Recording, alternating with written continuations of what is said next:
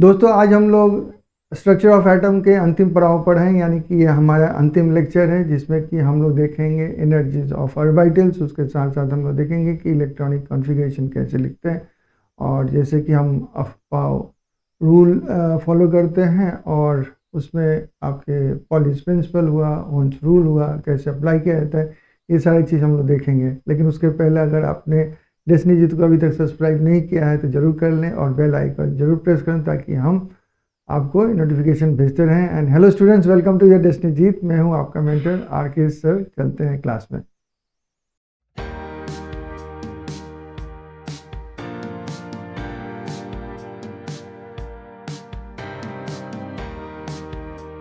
तो जैसा कि मैंने कहा कि आज हम लोग देखेंगे एनर्जीज ऑफ ऑर्बिटल्स। तो इसको दो तरह से हम लोग देखेंगे। देखने के तरीके हैं कि अगर एनर्जी ऑफ इलेक्ट्रॉन आप हाइड्रोजन एटम का क्यों लेते हो, तो ये सोली डिटरमाइंड होता है आपके प्रिंसिपल क्वांटम नंबर्स के हिसाब से। प्रिंसिपल क्वांटम नंबर क्या है? एक तरह से कह सकते हैं ऑर्बिट नंबर है।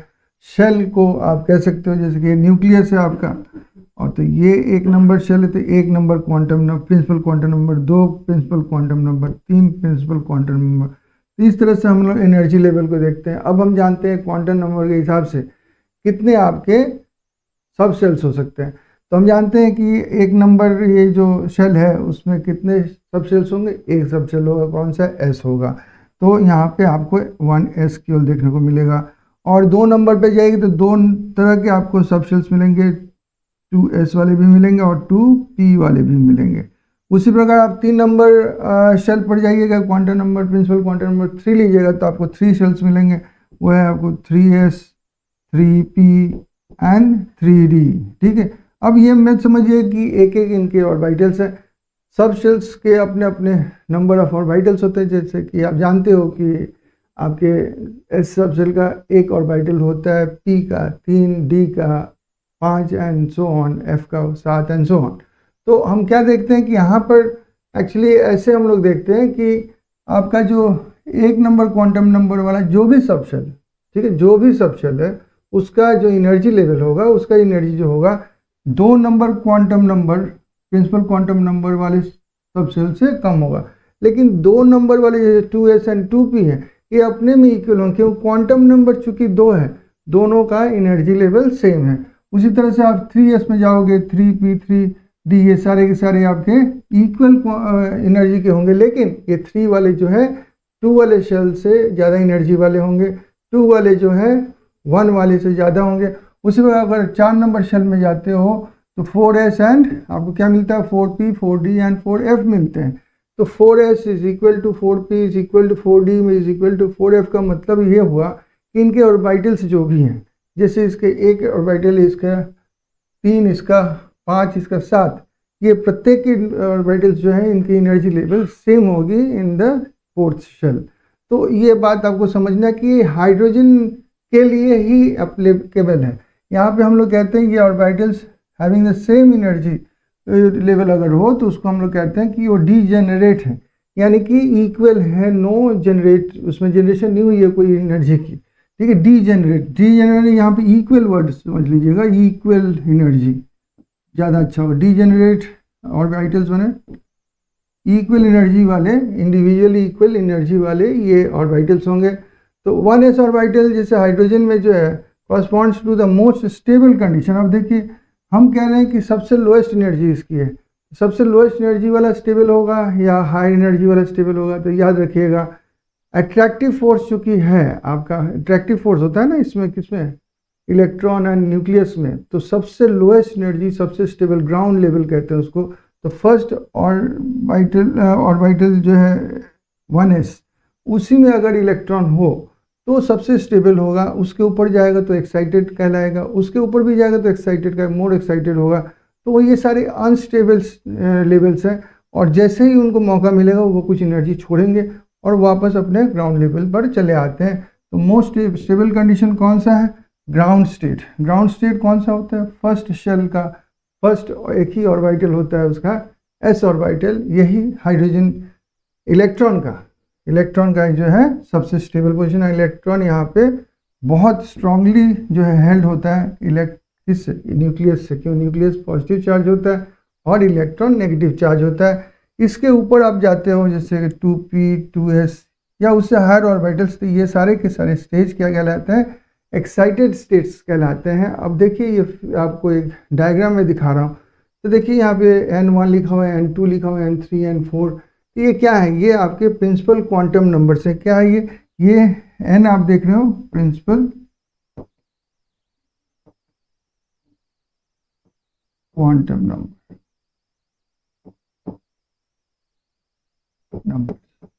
क्या डिनोट करते हैं, n से। इसको शेल नंबर भी कह सकते हैं, क्या कहते हैं, कर सकते हैं आप, शेल नंबर भी कह सकते हैं। तो प्रिंसिपल क्वांटम नंबर 1 है, यानी कि शेल नंबर 1 है, तो सबसे ग्राउंड स्टेट वाला होगा, यानी कि 1s वाला। इलेक्ट्रॉन अगर यहाँ पे है तो सबसे स्टेबल पोजीशन में इलेक्ट्रॉन है, ठीक है। अगर इलेक्ट्रॉन किसी कारण से एनर्जी उसको मिलती है तो एक्साइटेड होकर या तो 2p में 2s में चला जाए या 2p में चला जाए। 2p में तीन आपके ऑर्बिटल्स हैं, तो p x में भी जा सकता है, p y में भी जा सकता है, p z में भी जा सकता है। यहाँ पे 3 है ना आपके पास, p x p y p z, मैं ऐसे लिख देता हूँ। और ये सब किस शेल के हैं, 2 नंबर वाले हैं, तो इस पे किसी जगह भी जा सकता है। यहाँ पे 2s है, यहाँ पे भी आ सकते हैं, यहाँ पे भी आ सकते हैं, यहाँ पे भी आ सकते हैं, यहाँ पे भी आ सकता है। तो कहीं भी इलेक्ट्रॉन आ जाए लेकिन उसकी एनर्जी जो है सेम होगी, क्योंकि ये सारे के सारे ऑर्बिटल्स क्या है, डीजेनरेट है। अब और एनर्जी आप देते हो तो ये जंप करके जाएगा 3 नंबर शेल में, और यहाँ पे पहुँचे या p के और 3 है वहाँ पे पहुँचे, या फिर d के जो 5 है इनमें चला जाए, कहीं भी इलेक्ट्रॉन जाके बैठ जाए वो एक ही होगा। यहाँ पे एनर्जी जो है वही एनर्जी उसको यहाँ पे मिलेगी, वही एनर्जी उसके पास यहाँ पे होगी, वही होगी यहाँ पर और यहाँ पर। उसी तरह से अगर और एनर्जी उसको दिया जाए तो वो किस में चला जाएगा, 4th शेल में चला जाएगा।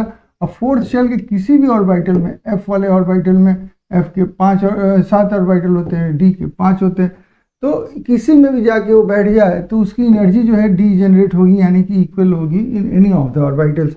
ये बात आपको समझ में आ गई होगा। ये किसके लिए मैं कह रहा हूँ, ये केवल हाइड्रोजन एटम के लिए। क्यों ऐसे है ये बता सकते हैं आप, मैं थोड़ा सा हिंट दे देता हूँ क्योंकि अगली स्लाइड में सब बताना ही है मुझे। तो देखिए क्या है कि हाइड्रोजन के पास में कितने मैक्सिमम इलेक्ट्रॉन्स होते हैं, मैक्सिमम इलेक्ट्रॉन हाइड्रोजन के पास में तो एक ही होता है। हाइड्रोजन कोई भी आप एटम लोगे, आप H लिख देता हूँ बीच में ऐसे, ठीक है। तो इसके पास में कौन से शेल में है वो बड़ा बात नहीं है, इलेक्ट्रॉन तो उसके पास यहाँ पे हो चाहे यहाँ पे हो चाहे यहाँ पे हो, उसके पास केवल एक इलेक्ट्रॉन होगा। अब मैं ऐसे कर दे रहा हूँ, मत समझिए 3 इलेक्ट्रॉन्स हो गए, नहीं, मैं कहना चाहता हूँ कि अगर ये इलेक्ट्रॉन यहाँ से यहाँ जंप करे तो यहाँ पे नहीं होगा, यहाँ से जंप करके यहाँ पे जाएगा तो वहाँ पे नहीं होगा, तो केवल एक जगह कहीं होगा। तो केवल उसमें कौन सा फोर्स काम कर रहा है, एक एट्रैक्टिव फोर्स काम कर रहा है, किसके किसके बीच में, तो ये इलेक्ट्रॉन एंड ये जो पॉजिटिव न्यूक्लियस आपका जो है, ये न्यूक्लियस पॉजिटिव है क्योंकि इसमें प्रोटॉन है, तो ये प्रोटॉन हमेशा खींचने की कोशिश कर रहा है किसको, इलेक्ट्रॉन को, और कोई फोर्स यहाँ पे काम नहीं कर रहा है, इसलिए यहाँ पे कोई डिस्टर्बेंसेस नहीं हो रही है उसकी, केवल एक एट्रैक्टिव फोर्स है। और इसलिए आप इलेक्ट्रॉन को जिस शेल में ले जाइएगा उस शेल की उसकी एनर्जी होगी, लोएस्ट एनर्जी उसकी 1 नंबर शेल में होगी, इसको हम लोग ग्राउंड स्टेट कहते हैं। अब हम देखते हैं मल्टी इलेक्ट्रॉन एटम में ये बात कैसे बनती है, मतलब ये जो एनर्जी की बात है अलग अलग ऑर्बिटल्स में वो कैसे बैठती है। तो एक चीज़ बता दें, ये 2 भी इलेक्ट्रॉन वाला हो सकता है सिस्टम, या 2 से अधिक इलेक्ट्रॉन वाला सिस्टम भी हो सकता है।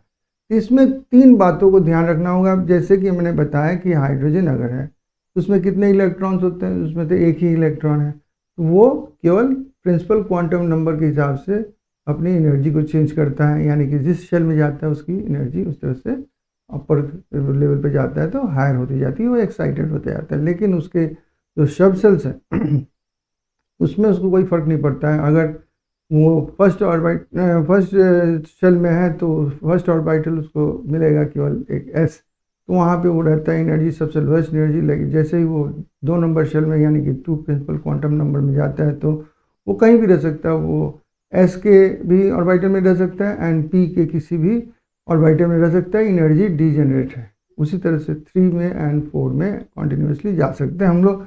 लेकिन अगर हम मल्टी इलेक्ट्रॉन एटम लेते हैं तो यहाँ पर बातें बदल जाती हैं। यहाँ पे आपको केवल प्रिंसिपल क्वांटम नंबर लेने से नहीं चलेगा, यहाँ पे आपको सब शेल यानी कि एजीम्यूथल जो क्वांटम नंबर है एल की वैल्यू भी जानना पड़ेगा, क्योंकि यहाँ पर डीजेनरेट ऑर्बिटल्स नहीं है एक सेल के। यानी कहने का मतलब जैसे मैंने बताया कि जैसे 3 नंबर शेल पकड़ लीजिए तो उसमें कौन कौन से आपके सब शेल्स थे, तो आपका एस, पी एंड डी था। और मैंने कहा कि एस का 1 ऑर्बिटल, पी का 3 और आपके डी के 5, ये सारे 8 जो हैं, 8 और 1 9 जो आपके शेल्स ये ऑर्बिटल्स हैं सभी डीजेनरेट एनर्जी वाले हैं, यानी किसी में भी इलेक्ट्रॉन जाके बैठ सकता है, उसकी एनर्जी चेंज नहीं होगी। लेकिन ये बात यहाँ पे लागू नहीं होती है। ये क्यों नहीं लागू होती है पहले मैं बता दूं। तो देखिए यहाँ पे बातें 3 बातें हैं। एक तो आप जानते हो कि एक अट्रैक्टिव फोर्स है between the positive nucleus and the electron. Electron वहाँ पे मैंने कहा था, यहाँ पे मैं इलेक्ट्रॉन्स कहूँगा, क्योंकि यहाँ पे मोर देन 1 इलेक्ट्रॉन हो जाता है, ठीक है, 1 नंबर। अब ये तो बात तो वहाँ पर भी लागू थी, यहाँ पे तो अच्छी बात क्या है, बुरी बात क्या है, कुछ नहीं है।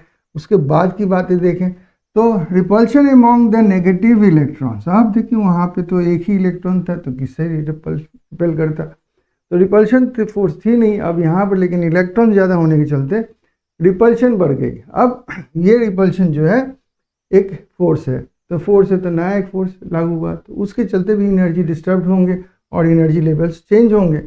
एक थर्ड जो कंडीशन है वो है shielding of the outer shell electrons from the nucleus by inner shell electrons. हम मान लीजिए जैसे कि ये एक न्यूक्लियस है ये, और ये एक शेल है, मान लीजिए नंबर 1, और ये एक शेल है 2। तो अगर हाइड्रोजन होता तो वहाँ पे मान लीजिए यहाँ पे चला आया इलेक्ट्रॉन, तो इसको अट्रैक्ट करने वाला जो फोर्स होगा वो प्योर जेड होता, जेड, ठीक है ना, इलेक्ट्रॉन को पुल कर जेड ई होता। जेड ई माने जेड टाइम सी। जेड क्या है आपका एटॉमिक नंबर ऑफ प्रोटॉन्स। जितने ज़्यादा प्रोटॉन्स होंगे उतना ज़्यादा खिंचाव होगी इलेक्ट्रॉन की, ठीक है, बात समझ में आ गई। लेकिन अब मान लीजिए ये हाइड्रोजन ना होके ये अगर कोई और हो, जैसे मान लीजिए हीलियम ही पकड़ लेता हूँ कुछ देर के लिए इजी करने के लिए, तो उसके 2 इलेक्ट्रॉन्स होते हैं, तो मान लीजिए उसका 1 इलेक्ट्रॉन तो यहाँ पे बैठा होगा। अब ये कहोगे कि नहीं सर, दोनों इलेक्ट्रॉन्स तो उसके तो फर्स्ट ऑर्बिट में होने चाहिए, जो कि हम लोग जानते हैं 1s2 भरेगा तब जाके हम नहीं, ये आप ग्राउंड स्टेट की बात कर रहे हैं। मैं कह रहा हूँ कि किसी कारण से ये यहाँ का 1 इलेक्ट्रॉन जंप करके यहाँ पे आ गया। अगर वो भी आपको प्रॉब्लम हो रही है तो मैं लिथियम लेके बता सकता हूँ आपको कि लिथियम के तो 2 होते हैं ना आपके भीतर और 1 बाहर होता है। अब तो ठीक है, समझ में आ जाएगी। तो ये समझाने के लिए मैं बताया हूँ, दोनों चलेंगे आपके। चलिए लिथियम की बात करता हूँ यहाँ पे, तो लिथियम लेता हूँ मैं। लिथियम में 3 इलेक्ट्रॉन्स है। मान लीजिए ये जो फोर्स था डायरेक्टली अगर हाइड्रोजन होते यहाँ से टानता। अब यहाँ पे तो एक बाधा, एक शील्डिंग हो जा रही है, कवरिंग हो जा रही है, उसको नहीं टानना है, कम कितने मैंने नहीं टानने देंगे, पहले हमको टानिए। तो इनको टाने कि उनको टाने, इसमें असमंजस में पड़ जाता है। तो पूरा जो उसका जो फुल 100% जो उसकी स्ट्रेंथ होती है जेड की, वो नहीं दे पाता, वो ड्रॉप करता है। अब कितना % ड्रॉप करता है वो मैंने बताऊंगा कि 90 हो जाएगा, 89 हो जाएगा, वो बात नहीं है। मैं ड्रॉप करता है यानी कि पूरा नहीं आएगा, तो हम क्या कहेंगे कि अब इसके पास में पूरी नहीं एक अलग फोर्स आएगी, एट्रैक्टिव फोर्स को हम कह देते हैं ये, जो कि लेस देन 100% होगा। ये बात समझ में आ गई आप? तो इस तरह से हम लोग इसको देखिए, यहाँ पे भी डिस्टर्ब हो गया, एनर्जी लेस हो गया, या पुल करने की एनर्जी लेस हो गई, तो उस इलेक्ट्रॉन की तो एनर्जी हायर हो गई ना, तो वो जा सकता है बाहर। तो इस तरह से हम लोग देखते हैं केवल आपका प्रिंसिपल क्वांटम नंबर ही डिटरमाइन करता है एनर्जी लेवल्स को। यहाँ पर आपका अजीमुथल क्वांटम नंबर है, यानी कि एल का वैल्यू भी, एन का वैल्यू केवल नहीं, यहाँ पे एल का वैल्यू भी यहाँ पे डिटरमाइन करता है कि एनर्जीज हो गई। यानी कि कहने का मतलब कि प्रिंसिपल क्वांटम नंबर के साथ साथ ये जो सब सेल्स है, सेल्स की तो डिफरेंट क्वांटम नंबर होते हैं और इसलिए एनर्जी लेवल अलग होते हैं। वो फर्स्ट केस में भी देखा, लेकिन वहाँ पे हमने देखा कि सब सेल्स जो एक एक सेल में होते हैं वहाँ पे, लेकिन वो डीजेनरेट होते हैं उसकी ऑर्बिटल्स। लेकिन इन दिस केस देखेंगे इन मल्टी इलेक्ट्रॉन एटम कि यहाँ पे सब शेल्स के भी अलग अलग ऑर्बिटल्स अलग अलग एनर्जी लेवल रखते हैं, और वो ऑर्डर होता है इस तरह से, एस सबसे लोअर एनर्जी लेवल पे होता है, पी उसके बाद, डी उसके बाद, एंड सबसे ज़्यादा एनर्जी लेवल एक ही शेल की बात हो रही है, एक ही शेल में। जैसे मान लीजिए ये अब फिर चले आते हैं, n ले लेते हैं इज इक्वल टू 1 है, तो यहाँ पे देखिए n इज इक्वल टू 1, तो एक ही तो सब शेल है वहाँ पे, तो वो क्या है आपका s है, तो वहाँ पे अगर इलेक्ट्रॉन है तो ठीक है। अब चलते हैं यहाँ पे 2 नंबर आ जाते हैं शेल में। अब 2 नंबर शेल में जब आते हैं तो हम लोग क्या देखते हैं कि यहाँ पर अब देखिए, यहाँ पर आपका एनर्जी लेवल है किसका, 2s का, लेकिन 2p का क्या, उससे हायर लेवल पे आ गया। देखिए अब कहाँ गया, ये 2 का ही है, 2 का 2 लेवल हो गया, एक हो गया s के लिए, p उससे हायर लेवल पे है। ऐसा क्यों होता है? एक्चुअली ये अरेंजमेंट अब हम लोग समझ गए हैं कि जो स्फेरिकल होता है ना उसका शेल, किसका, सब शेल का शेप एस का, जबकि आप देखे हो डम्बल बेल होता है आपका पी ऑर्बिटल्स का, उसके बाद फ्लावर शेप होता है, या क्लोव शेप होता है आपका डी ऑर्बिटल, फ्लावर शेप होता है एफ ऑर्बिटल का। इस तरह से शेप के चलते वो पेरीफेरी की तरफ चले जाते हैं, ये सेंटर की तरफ रहता है, इसलिए इसकी एनर्जी लोअर होगी। जो सेंटर की तरफ रहेगा वो लोअर एनर्जी वाला रहेगा, क्लोजर रहेगा टू द न्यूक्लियस, और हायर लेवल वाला ये बन जाता है, थोड़ा वीकर उसकी पुलिंग पावर हो जाती है। अब उसी तरह से हम लोग अगर देखें तो 3 नंबर, अब यहाँ से देखिए 3 नंबर हम लोग शेल में जा रहे हैं, तो यहाँ पे देखिए एस यहाँ पे है, पी उससे ऊपर में है, और डी यहाँ पे आ गया। अब देखिए इतना ज़्यादा ये फर्क पड़ गया, पेरीफेरी में डी इतना ज़्यादा चला गया कि अगर हम 4th शेल की बात करें तो ऐसा नहीं है कि 4th शेल का एस यहाँ पे है, वो आपके डी 3D के नीचे उसकी एनर्जी लेवल है। तो पहले 3p भरेगी, सब ऑर्बिटल्स भर गए अगर, तो इलेक्ट्रॉन कहाँ जाएगा, वो 4s में जाएगा, वो 3D में नहीं जाएगा। पहले उसकी थोड़ी सी एनर्जी दी जाएगी तो 4s में जाएगा, अब 4s से एनर्जी दी जाएगी तब वो 3D में जाएगा, और फिर वो 4p में जाएगा। 4p में जाने के बाद में वो 4D में नहीं जा सकेगा, उसके बाद वो 5s में जाएगा, क्योंकि उसकी एनर्जी लेवल 4D से कम है, और 5s के बाद में मैंने ऐसे चलेगा, इलेक्ट्रॉन यहाँ से जंप करेगा यहाँ, यहाँ से जंप करेगा यहाँ, यहाँ से जंप करेगा यहाँ, और यहाँ से यहाँ, यहाँ से यहाँ, यहाँ से यहाँ, यहाँ से यहाँ, और यहाँ से यहाँ, और यहाँ से फिर यहाँ। इस तरह से इलेक्ट्रॉन कैसे जंप कर रहे हैं भी आपको समझना होगा।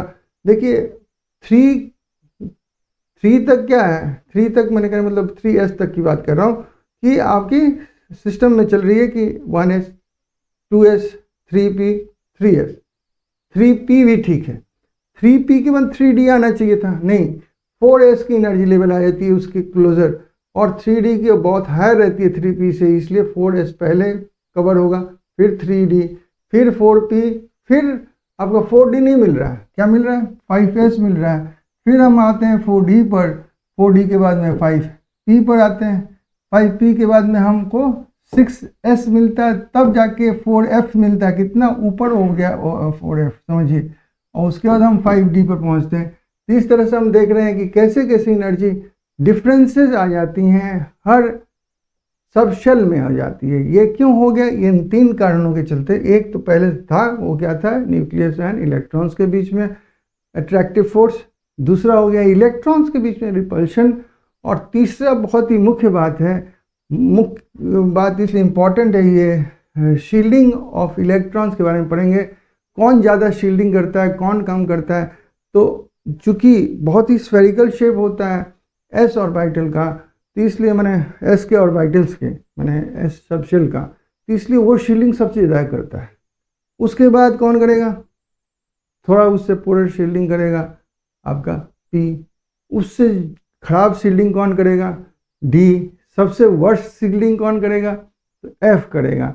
ये भी बातें हम लोगों को समझना होगा, और बाद में हम लोग इसको समझेंगे भी बाद में, अभी उतनी ज़रूरत नहीं है। ये बात आपको समझना है कि सबसे ज़्यादा शील्डिंग कौन करता है, तो एस करता है, उसके बाद कौन करता है, पी, उसके बाद कौन करता है, डी, एंड सबसे वर्स्ट शील्डिंग किसकी, पुअर शील्डिंग किसकी होती है, वो होती है एफ की। और ये डी जनरेट, इसके एनर्जी लेवल्स नहीं है प्रिंसिपल क्वांटम नंबर्स के हिसाब से, यहाँ पे ईच सब शेल की अलग अलग आपकी एनर्जीज हो जाती हैं, और वो भी क्या सीरियली नहीं कि आप कह सकते हो कि यहाँ पे एस, तो यहाँ पे 2s 2p, उसका 3s 3p 3d नहीं होगा, 3d के पहले 4s आ जा रहा है, क्योंकि 4s की एनर्जी लेवल 3d से कम है। ऐसा क्यों हो रहा है, तो शेप ऑफ द ऑर्बिटल्स उनके जो है वो ये प्रदान करते हैं कि वो कितना दूर भाग सकता है न्यूक्लियस से विदाउट बीइंग अट्रैक्टेड। ये बहुत महत्वपूर्ण है, आपको समझना है।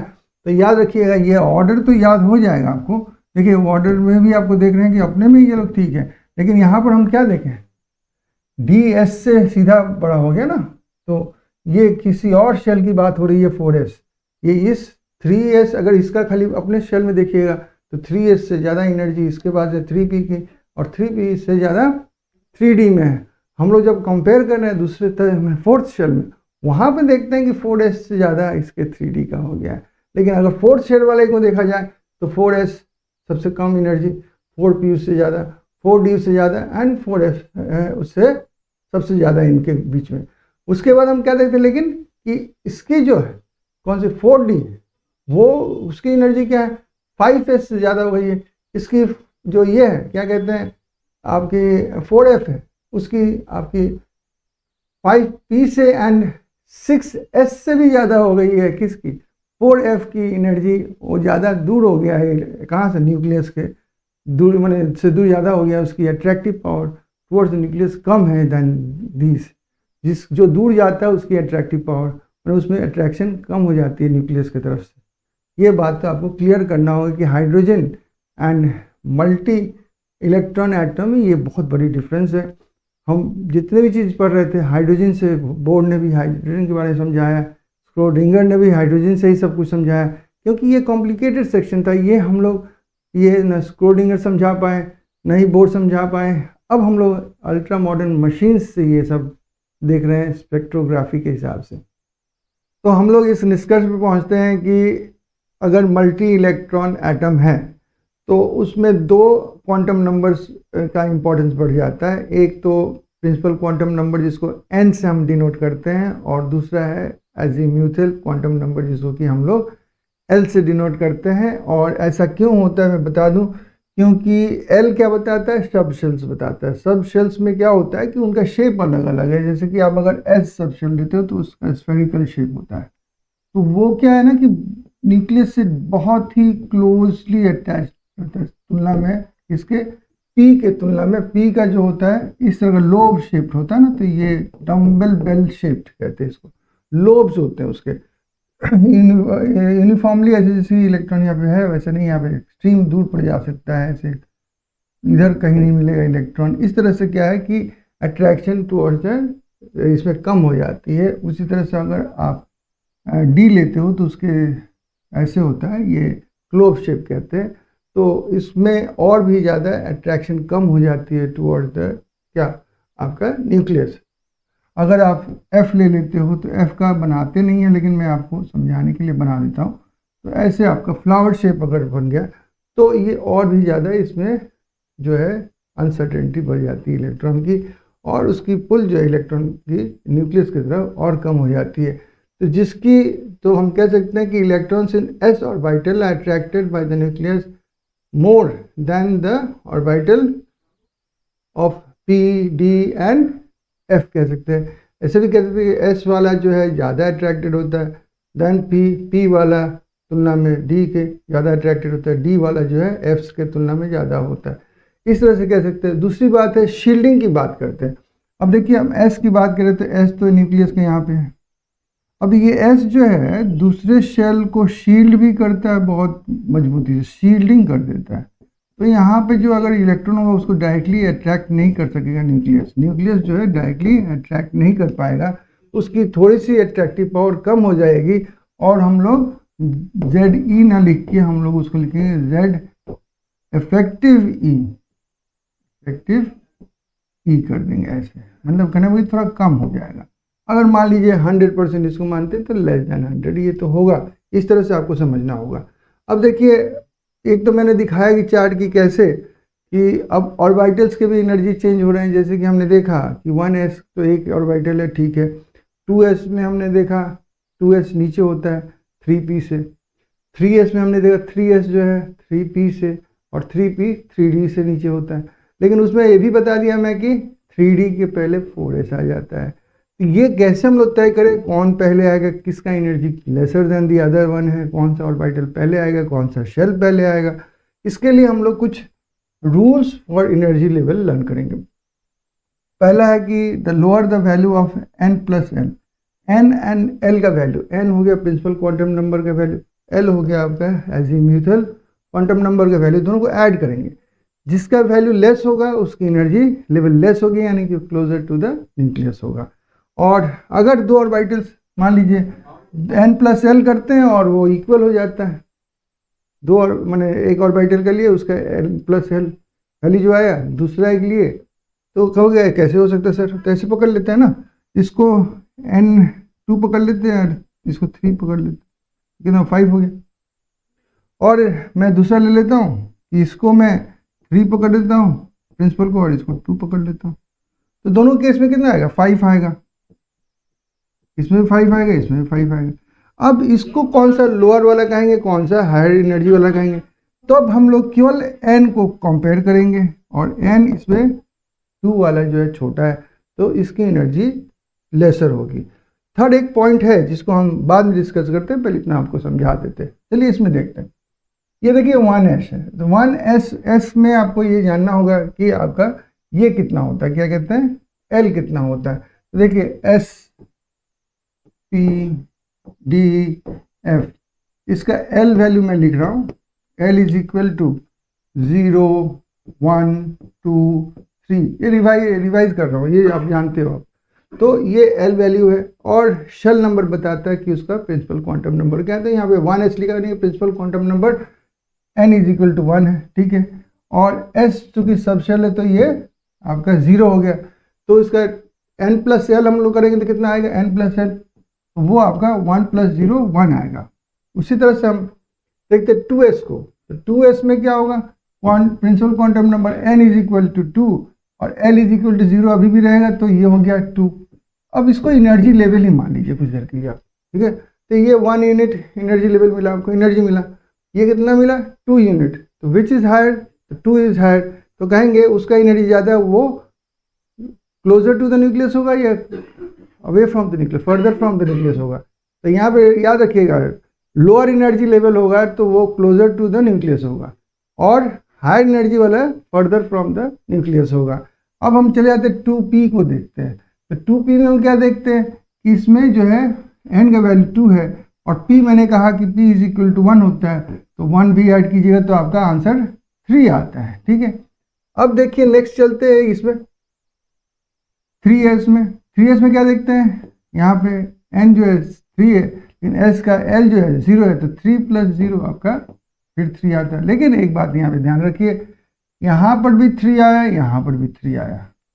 अब ये बात आ गई ना, ये टाई हो गया। अब किसको प्राइस दिया जाए, किसको लोअर एनर्जी, किसको हाई एनर्जी दिया जाए, तब हम तय करेंगे बाय n। यहाँ पे क्या n है, यहाँ पे क्या n है, n देखिएगा n, यहाँ पे ये 3 जो है हायर देन ग्रेटर देन 2 है, तो इसका एनर्जी भी हायर देन 2 है। तो ये जो लोअर एनर्जी वाला हो गया ये 3 यूनिट्स, और ये हायर एनर्जी वाला हो गया, इसलिए देखिए 3s 3p से ऊपर है, यानी कि अवे फ्रॉम द न्यूक्लियस है। अब 3p की देखते हैं। 3p में क्या होगा, principal quantum number n is equal to 3 and l is equal to 1, तो कितना आया आपका 3 प्लस 1 4। अब हम 4s देखते हैं। 4s में क्या देखते हैं, principal quantum number 4 n is equal to 4 और s का 0, तो यहाँ पर भी देखिए 4 प्लस 0 4 आता है, यहाँ पर भी 4 आता है। अब देखिए, अब देखेंगे फिर हम लोग कौन सा प्रिंसिपल क्वांटम नंबर, तो यहाँ पे 4 है, यहाँ पे 3 है, तो इसका लोअर एनर्जी लेवल हो गया। तो हम लोग क्या देखते हैं, 3p से 4s का तो एनर्जी लेवल ज़्यादा हो रहा है, ऐसे भी समझ में आता है। यहाँ पे तमाशा शुरू होता है। अब देखिए 3d है, ये 3d है, इसका प्रिंसिपल क्वांटम नंबर 3 है, और d का l कितना है 2 है, तो ये 5 हो गया।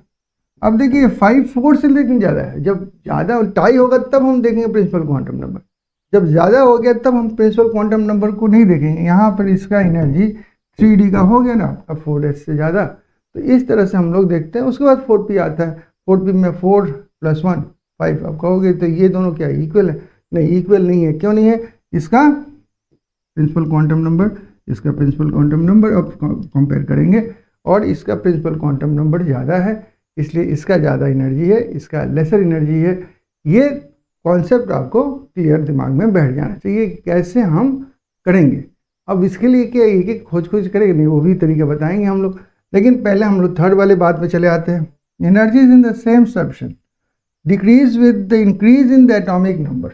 अब देखिए मैं पकड़ लेता हूँ हाइड्रोजन का एक एटम लेता हूँ और ग्राउंड वाला ये मतलब शेल की बात करता हूँ। तो हाइड्रोजन आपका है और यहाँ पे एक इलेक्ट्रॉन होगा, न्यूक्लियस यहाँ पे होगा। तो न्यूक्लियस में कितने प्रोटॉन होंगे? एक प्रोटॉन होगा। कितना होगा? 1+। तो 1+1 माइनस उठाने का, ठीक है। अब मान लीजिए आप लिथियम ले लेते, क्या ले लेते? लिथियम। तो मैं गलत जानबूझ के बना रहा हूँ। तो आपको क्या लगता है कि ये यहाँ पे 3+ हो जाएगा, एटॉमिक नंबर 3 होता है ना।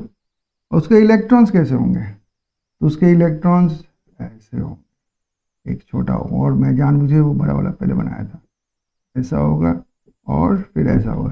तो तीनों इलेक्ट्रॉन दिखाएंगे तो ऐसे दिखाएंगे। लेकिन मान लीजिए हम लिथियम नहीं ले रहे, हम लिथियम आयन ले रहे हैं जहाँ की केवल एक इलेक्ट्रॉन है।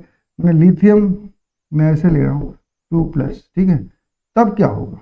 तब देखिए आपका न्यूक्लियस है, उसके पास 3+ है अभी भी, ठीक है। लेकिन वो 3+ जो है एक के पीछे पड़े हुए हैं इलेक्ट्रॉन के, बहुत जोर से टानेंगे तो इसकी साइज जो होगी बड़ी होगी, इसकी साइज छोटी हो जाएगी। मैंने अट्रैक्टिव जो कि एनर्जी ज़्यादा हो गई तो शेल की साइज जो है छोटी हो गई, यानी कि वो क्लोजर टू द न्यूक्लियस आ गया, उसकी एनर्जी लेवल कम हो गई। तो जितना आप एटॉमिक नंबर बढ़ाओगे, यानी कि जितना Z की वैल्यू बढ़ाओगे आप, वो तो ZE की वैल्यू बढ़ेगी, ठीक है। अट्रैक्टिव माने एक ही इलेक्ट्रॉन पर पकड़ के चलते हैं, तभी तो समझा पाएंगे किसी भी एक शेल को लेकर करें। तो सबसे ज़्यादा किस में होगी? जिसमें सबसे ज़्यादा प्रोटॉन्स होंगे न्यूक्लियस में, वो ज़्यादा अट्रैक्ट करेंगे, और जब ज़्यादा अट्रैक्ट करेंगे तो शेल श्रिंक करेगा। याद रखिएगा कि जब आपका मल्टी इलेक्ट्रॉन सिस्टम है, उसमें अगर एक इलेक्ट्रॉन या दो इलेक्ट्रॉन, जितने इलेक्ट्रॉन की बात हो रही है, अगर इक्वल इलेक्ट्रॉन्स पकड़ के बात करें एटम्स में, तो जिसके पास एटॉमिक नंबर ज़्यादा होगा उसकी शेल की साइज छोटी होगी, यानी कि उसके शेल्स की एनर्जी लोअर होगी in comparison to the other one. ये बात आपको समझ लेनी है। अब जैसा कि मैंने बताया कि ये सारे की चार्ट ऐड करके देखने होंगे और फिर एनर्जी लेवल को लिखेंगे कि कौन सा पहले आएगा, फिर उसके बाद कौन आएगा, और फिर इलेक्ट्रॉन की उस तरह से पोजिशन को रखेंगे। नहीं, आपको एक रूल दिया गया है, प्रिंसिपल, जिसको कहते हैं अफबाउ रूल। बिल्डिंग कह सकते हैं प्रिंसिपल, कैसे बिल्डअप करेंगे। तो बिल्डअप कैसे करेंगे, तो ये आप चार्ट पहले देखिए, फिर हम चार्ट को फिर बना के आपको दिखाएंगे। तो देखिए यहाँ पे आप धीरे धीरे क्या दिखा रहे हैं, प्रिंसिपल क्वांटम नंबर इंक्रीज कर रहा है। यहाँ पे क्या इंक्रीज कर रहा है? आपका एजीम्यूथल क्वांटम नंबर इंक्रीज कर रहा है। तो ये शेल नंबर 1 2 3 4 5 6 7 8 तक दिया हुआ है, जो आप जानते हो आपके पीरियोडिक टेबल में इतने सारे लगेंगे नहीं, फिर भी हम लोग कर लेंगे इसको। और इधर L = 0 1 2 3 दिया हुआ है, यानी कि F ऑर्बिटल तक का हम लोग समझ पाएंगे। चलते हैं कैसे करेंगे। तो देखिए एक रूल बनाया गया है, पहले आप तो लिख लीजिए, ऐसे सब लिख लिया आप। उसके बाद क्या कीजिए, ऐसे प्लांट लाइन टानिए। तो अपने आप देखिएगा एनर्जी लेवल के हिसाब से, जैसे जैसे हाई एनर्जी लेवल आएगा बाद में पड़ेगा ये सर्कल। देखिए मैं समझाता हूँ आपको। देखिए पहले मैं यहाँ पे S का जो है, यानी कि L = 0 का मैं यहाँ पे लिखता हूँ, और ये 1 2 3 4 5 मैं 6 तक लिखता हूँ ताकि समझ में आ जाए आपको, ठीक है। यहाँ पे तो 8 तक दिया हुआ है। उसके बाद यहाँ पर हम क्या करते हैं, L = 1 लिखते हैं, यानी कि P वाला लिखेंगे, ठीक है। उसके बाद आपका L = 2, यानी कि यहाँ पे D वाला लिखेंगे, और फिर L = 3, यहाँ पे F वाला लिखेंगे। तो 1 नंबर शेल में कितने सब शेल्स होते हैं? एक होता है, कौन सा?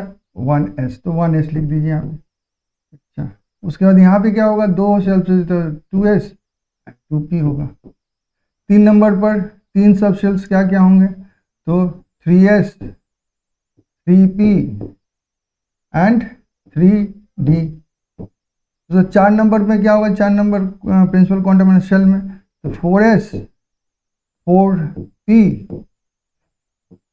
4d, 4f। 5 नंबर में, तो 5 में होगा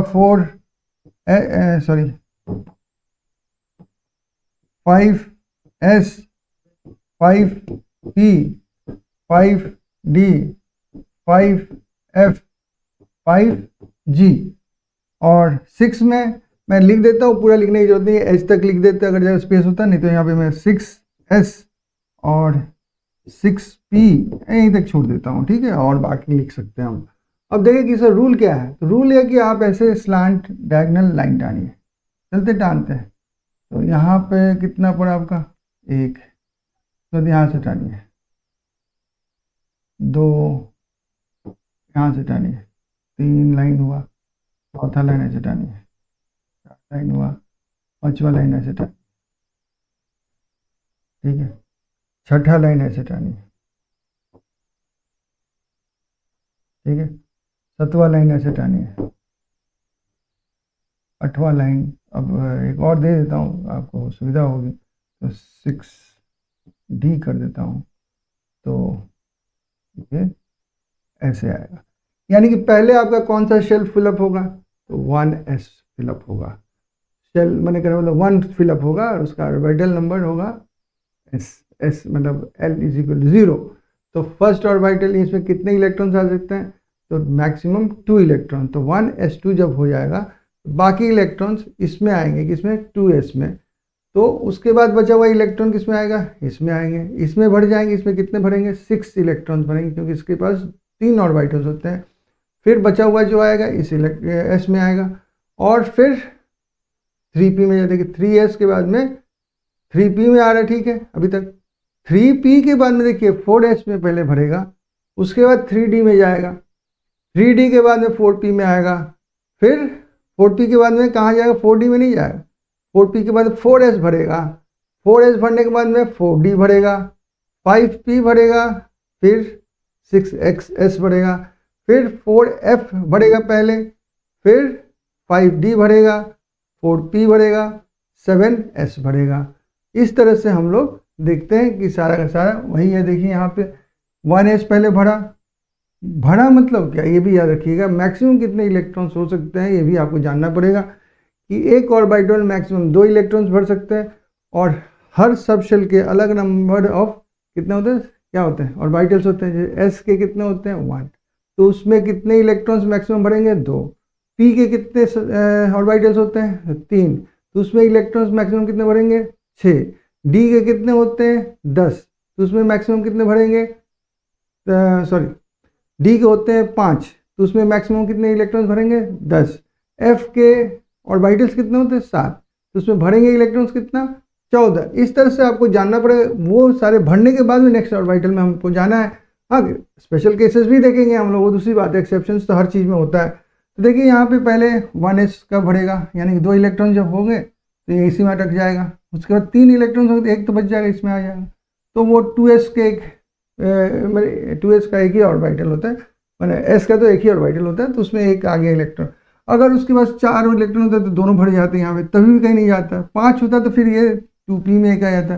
5 के बाद में और भी 5 इलेक्ट्रॉन तक ये p में ही रहेगा, और फिर भरने के बाद में 3s में आएगा, 3s के बाद में 3p में जाएगा, उसके बाद 4s में आएगा, 4s के बाद में 3d में जाएगा, 3d के बाद में आपका, तो यहाँ पे देखिए ये लाइन आपको देखना होगा, यहाँ पे 3p के बाद में 4s आ गया, 3p के पास में आपका बस 3d नहीं गया, 4s के बाद हम 3d कह रहे हैं, उसके बाद 4p कह रहे हैं, उसके बाद 4p के पास में हम 4s कह रहे थे। यहाँ से कहानी बदल जाती है, ये याद रखना होगा आपको कि 3p के बाद में 4s आएगा, 3d नहीं आएगा।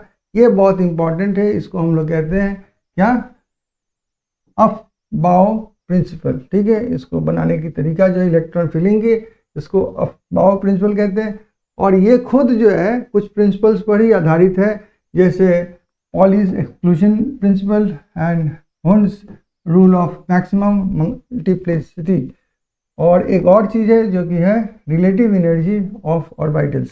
रिलेटिव एनर्जी ऑफ ऑर्बिटल्स हम लोग देख लिए हैं कि इलेक्ट्रॉन ज़्यादा होंगे तो उसमें चेंज हो जाता है ऑर्बिटल की एनर्जी।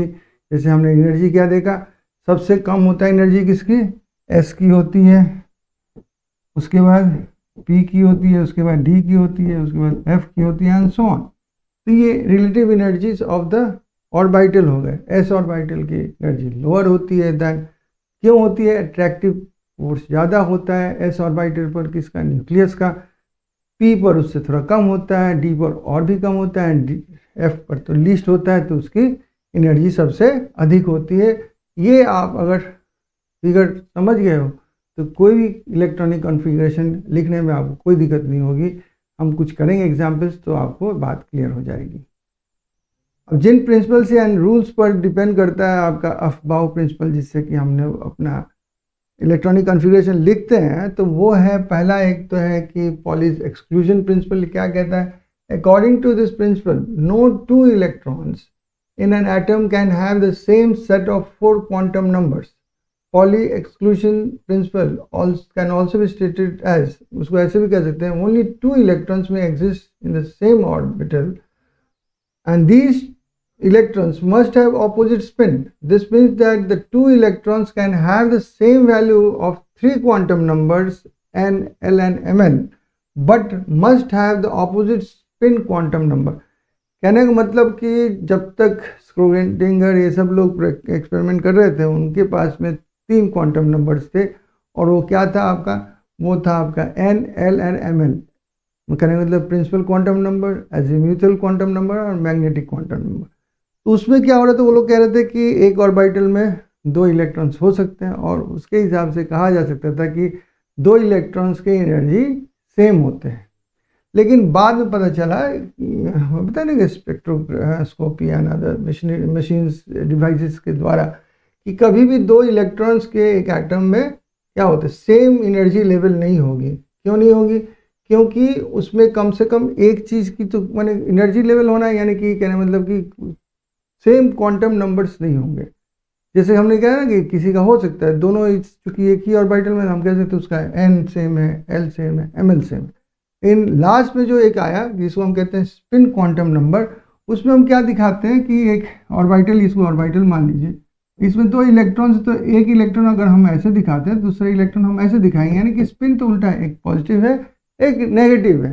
तो इस तरह से हम कह सकते हैं कि एक जगह ना कहीं इसकी वैल्यू अलग हो गई। तो ये ही बात है कि पॉली ने कहा था, पॉलीज एक्सक्लूसिव प्रिंसिपल यही है कि आपके कभी भी ऐसे नहीं हो सकते इलेक्ट्रॉन्स, कभी भी ऐसे इलेक्ट्रॉन्स नहीं हो सकते। इलेक्ट्रॉन्स हमेशा एक ऑर्बिटल में होंगे तो इस तरह से होंगे, स्पिन जो होगी इनकी अपोजिट होगी।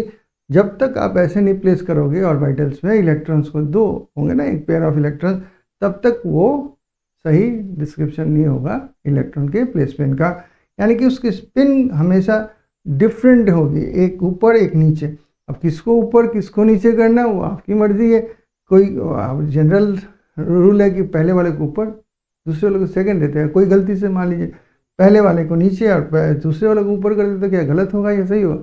तभी भी सही होगा, क्योंकि ऑपोजिट स्पिन चाहिए। यहाँ पे सेम डायरेक्शन में स्पिन चाहिए, ऊपर की तरफ है, ये नीचे की तरफ में। ये दोनों आपके description of electrons in orbital गलत है, ये सही है according to Pauli's exclusion principle. और नेक्स्ट रूल क्या है, तो Hund's rule of maximum multiplicity.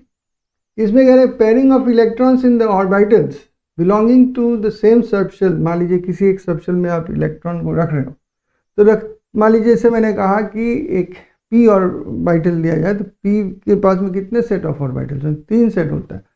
तो उसमें कितने इलेक्ट्रॉन्स आप भर सकते हो मैक्सिमम? तो 6 भर सकते हो। अब देखिए 6 भरना है तो आपके पास एक इलेक्ट्रॉन भी हो सकता है ना, तो कहाँ जाएगा? तो किसी एक ऑर्बिटल में जाएगा। जैसे आप मान लीजिए ये p का मैं ऑर्बिटल बना रहा हूँ, तीनों एक साथ बना देता हूँ, ठीक है। आपने एक इलेक्ट्रॉन दिया, ऐसे रख दिया आपने, ठीक है।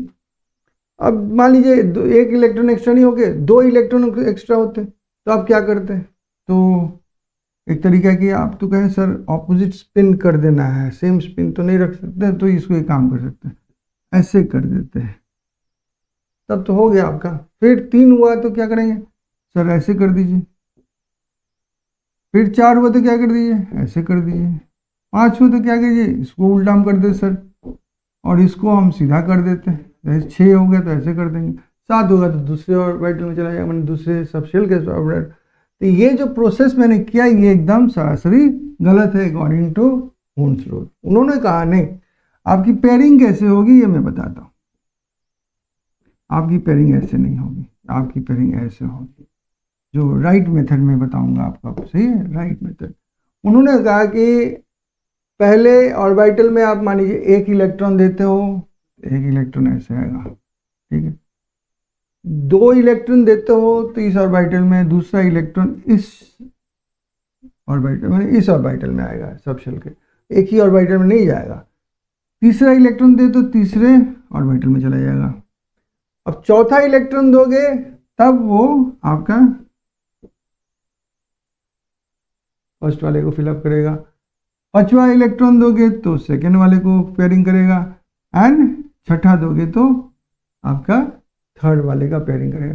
तो पेयरिंग कब होगा, जब सिंगल सिंगल सभी ऑर्बिटल में इलेक्ट्रॉन्स सिचुएटेड हो जाएंगे, उसके बाद नेक्स्ट अब पेयरिंग शुरू होगा।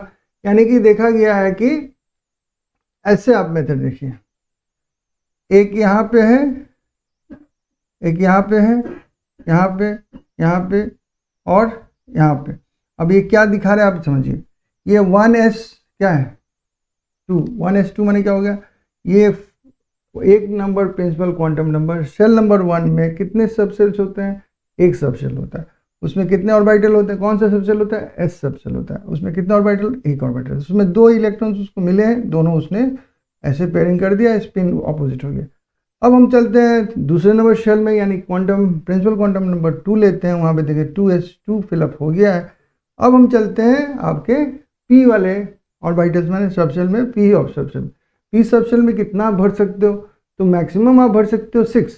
लेकिन आपके पास अगर केवल 2 इलेक्ट्रॉन्स होंगे तो आप क्या करोगे, तो एक इलेक्ट्रॉन एक ऑर्बिटल में, दूसरा इलेक्ट्रॉन सेम स्पिन दिखाना होगा, ये भी समझे, सेम स्पिन दिखाना होगा। मैं उसी से देखिए पिंक कलर का पहले सेम स्पिन दिखाया हूँ, ऑपोजिट स्पिन येलो कलर का दिखाया हूँ, जब सेम स्पिन एक दूसरे ऑर्बिटल में चला जाएगा। अगर आप नहीं कहोगे नहीं सर हम पहले ही हम पेयरिंग कर दें तो ये गलत हो जाएगा, तो ये गलत हो जाएगा। उसी तरह से यहाँ पे देखिए, यहाँ पर क्या दिया हुआ है, यही वाला कंडीशन दिया हुआ है, लेकिन यहाँ पे देखिए 2 अलग अलग ऑर्बिटल में दिया हुआ है, स्पिन अलग अलग कर दिया। यहाँ पे मैंने कहा स्पिन सेम होंगे, अब वो डायरेक्शन आप ऐसे भी ले सकते थे, दोनों उल्टा उल्टा लेते तो भी, तीनों को उल्टा कर देते तो भी चलता। मैं ऐसे कर देता पहले तो भी होता। मैं अगर इस चीज़ को ऐसे समझाता आपको तो भी सही था, क्या कि एक इलेक्ट्रॉन आया तो इस तरह से स्पिन किया, दूसरा अरेंज हुआ तो ऐसे अरेंज हुआ, तीसरा अरेंज हुआ तो ऐसे अरेंज हुआ, चौथा अरेंज होगा तो पेयरिंग करना शुरू करेगा, 5वां पेयरिंग इधर करेगा, छठा पेयरिंग इधर करेगा। ये भी सही है, ये भी सही है। तो ये सही है क्योंकि नीचे स्पिन है दोनों का, तो पहले तो अब फिलअप होंगे, उसके बाद वो पेयरिंग करना शुरू करें, तो पेयरिंग करने की गुंजाइश यहाँ पे नहीं। लेकिन यहाँ पे देखिए पेयरिंग नहीं किया हुआ, लेकिन स्पिन उल्टा कर दिया गया, ये भी गलत है। ये बातें आपको समझ नहीं होगी। तो हून्स रूल में और बातें यहाँ पे देख लेते हैं। देखिए ये आपका पूरा भरा, ऐसे अलग अलग आपके ऑर्बिटल्स में एक एक इलेक्ट्रॉन गए तो सही है, एक ही ऑर्बिटल में आपने रख दिया तो ये इनकरेक्ट हो गया। तो इस तरह से देखिए पेयरिंग बाकी ऑर्बिटल्स का भी आप दिखा सकते हो। देखिए अगर एक इलेक्ट्रॉन है तो p ऑर्बिटल में ऐसे जाएगा, 2 है तो ऐसे जाएगा, 3 होंगे तो ऐसे, 4 होंगे तो देखिए 1 2 3 हो गया, उसके बाद एक पेयरिंग हुआ, 5 होगा तो 1 2 3 हो गया, 4 5 हो गया, 6 होंगे इलेक्ट्रॉन तो 1 2 3 अगर अप स्पिन हुआ और डाउन स्पिन 1 2 3। उसी तरह से अगर d ऑर्बिटल है तो आपके पास पहले मान लीजिए 4 इलेक्ट्रॉन्स हैं तो अनपेयर्ड रहेंगे और 4 केवल ऑर्बिटल अगर फिल होंगे, 5 आप देंगे तो 5 ऑर्बिटल्स फिल होंगे, 6 देंगे तो पेयरिंग शुरू करेगा ऑपोजिट स्पिन से फर्स्ट वाले के साथ में, 7 देंगे तो सेकेंड वाले के साथ में, यानी फर्स्ट एंड सेकेंड दोनों भरेंगे, 8 देंगे तो आप फर्स्ट सेकेंड थर्ड आपका पेयरिंग करेंगे, बाकी 2 अनपेयर्ड रहेंगे, 9 देंगे तो 1 2 3 4 आपके पेयर्ड हो जाएंगे, एक अनपेयर्ड रह जाएगा, 10 आप दोगे तो सारे के सारे ऑर्बिटल्स पेयर्ड इलेक्ट्रॉन्स वाले हो जाएंगे और अपोजिट स्पिन वाले होंगे। यही हून्स रूल है ऑफ क्या, मैक्सिमम मल्टीप्लिसिटी। तो हम लोग समझ गए कौन कौन से रूल्स गवर्न करते हैं इलेक्ट्रॉनिक कॉन्फ़िगरेशन को बनाने में। तो अब इलेक्ट्रॉनिक कॉन्फ़िगरेशन तो आप क्लास 8 से बनाते आए हो, तो डिफरेंस क्या रह गया? तो फिर डिफरेंस ये है कि पहले आप ऑर्बिटल्स के बारे में नहीं जानते थे, आप केवल ऑर्बिट समझते थे, शेल्स भी नहीं समझते थे, ऑर्बिट समझते थे। अब ऑर्बिटल से एक वर्ड आया और भी जान गए कि उसमें आप मैक्सिमम 2 इलेक्ट्रॉन रख सकते हैं और अलग अलग सब सेल्स होते हैं, उसके अलग अलग ऑर्बिटल्स होते हैं, किसी का 1, किसी का 3, किसी का 5, किसी का 7 एंड सो ऑन। ये भी कहा गया कि ऑर्बिटल्स अगर कंप्लीटली फुल नहीं होते हैं तो कैसे वो लोग अरेंजमेंट होगा इलेक्ट्रॉन्स का, जब तक सिंगली नहीं फिलअप होते हैं सभी ऑर्बिटल्स में तब तक पेयरिंग नहीं करेंगे, पेयरिंग भी करेंगे तो उसमें वो स्पिन ऑपोजिट रखेंगे। ये सारी चीज़ हमने देख लिया। अब देखिए इसको इलेक्ट्रॉनिक कॉन्फ़िगरेशन को हम लोग जो बचपन से देखते आ रहे हैं, तो वो जो सिस्टम है ये वाला है, ठीक है। लेकिन एक और है, वो क्या है, आपका बॉक्स बना के अभी मैंने दिखाया उस तरह से। पहले एग्जांपल ले लीजिए, लिथियम का ही ले लेते हैं, समझते हैं। तो लिथियम का आप क्या जानते हो कितने इलेक्ट्रॉन होता है? लिथियम का एटॉमिक नंबर, अब इलेक्ट्रॉन नहीं कहेंगे, एटॉमिक नंबर कितना होता है? 3 होता है। तो आप क्या करोगे? तो आप लिखोगे सर पहले तो 1s में 2 बैठेंगे, यानी कहना मतलब पहला नंबर शेल उसमें s ऑर्बिटल, और मैक्सिमम कितने यहाँ पे 2 इलेक्ट्रॉन तो है तो उसमें आ गया। अब बच्चा कितना इलेक्ट्रॉन? -2 कर दीजिए, हो गया ये, तो 1 और बचा। अब 1 कहाँ रखिएगा? तो सेकेंड नंबर शेल में जाइए, s, और इसमें कितना आप दे सकते हो? 1 दे सकते हो, ठीक है। इस तरह से आपको समझ में आ गई बात। अब देखिए ये हम ऐसे भी लिख सकते थे, ये है 1s, ये है 2s, और ये है 2p। उसके बाद आपका 3 आएगा, मैं 3 नहीं लिख रहा हूँ, ये 2s और ये 3p, तो 3p में केवल नहीं लिख रहा हूँ, 2p x, 2p y, 2p z, ऐसे, ठीक है।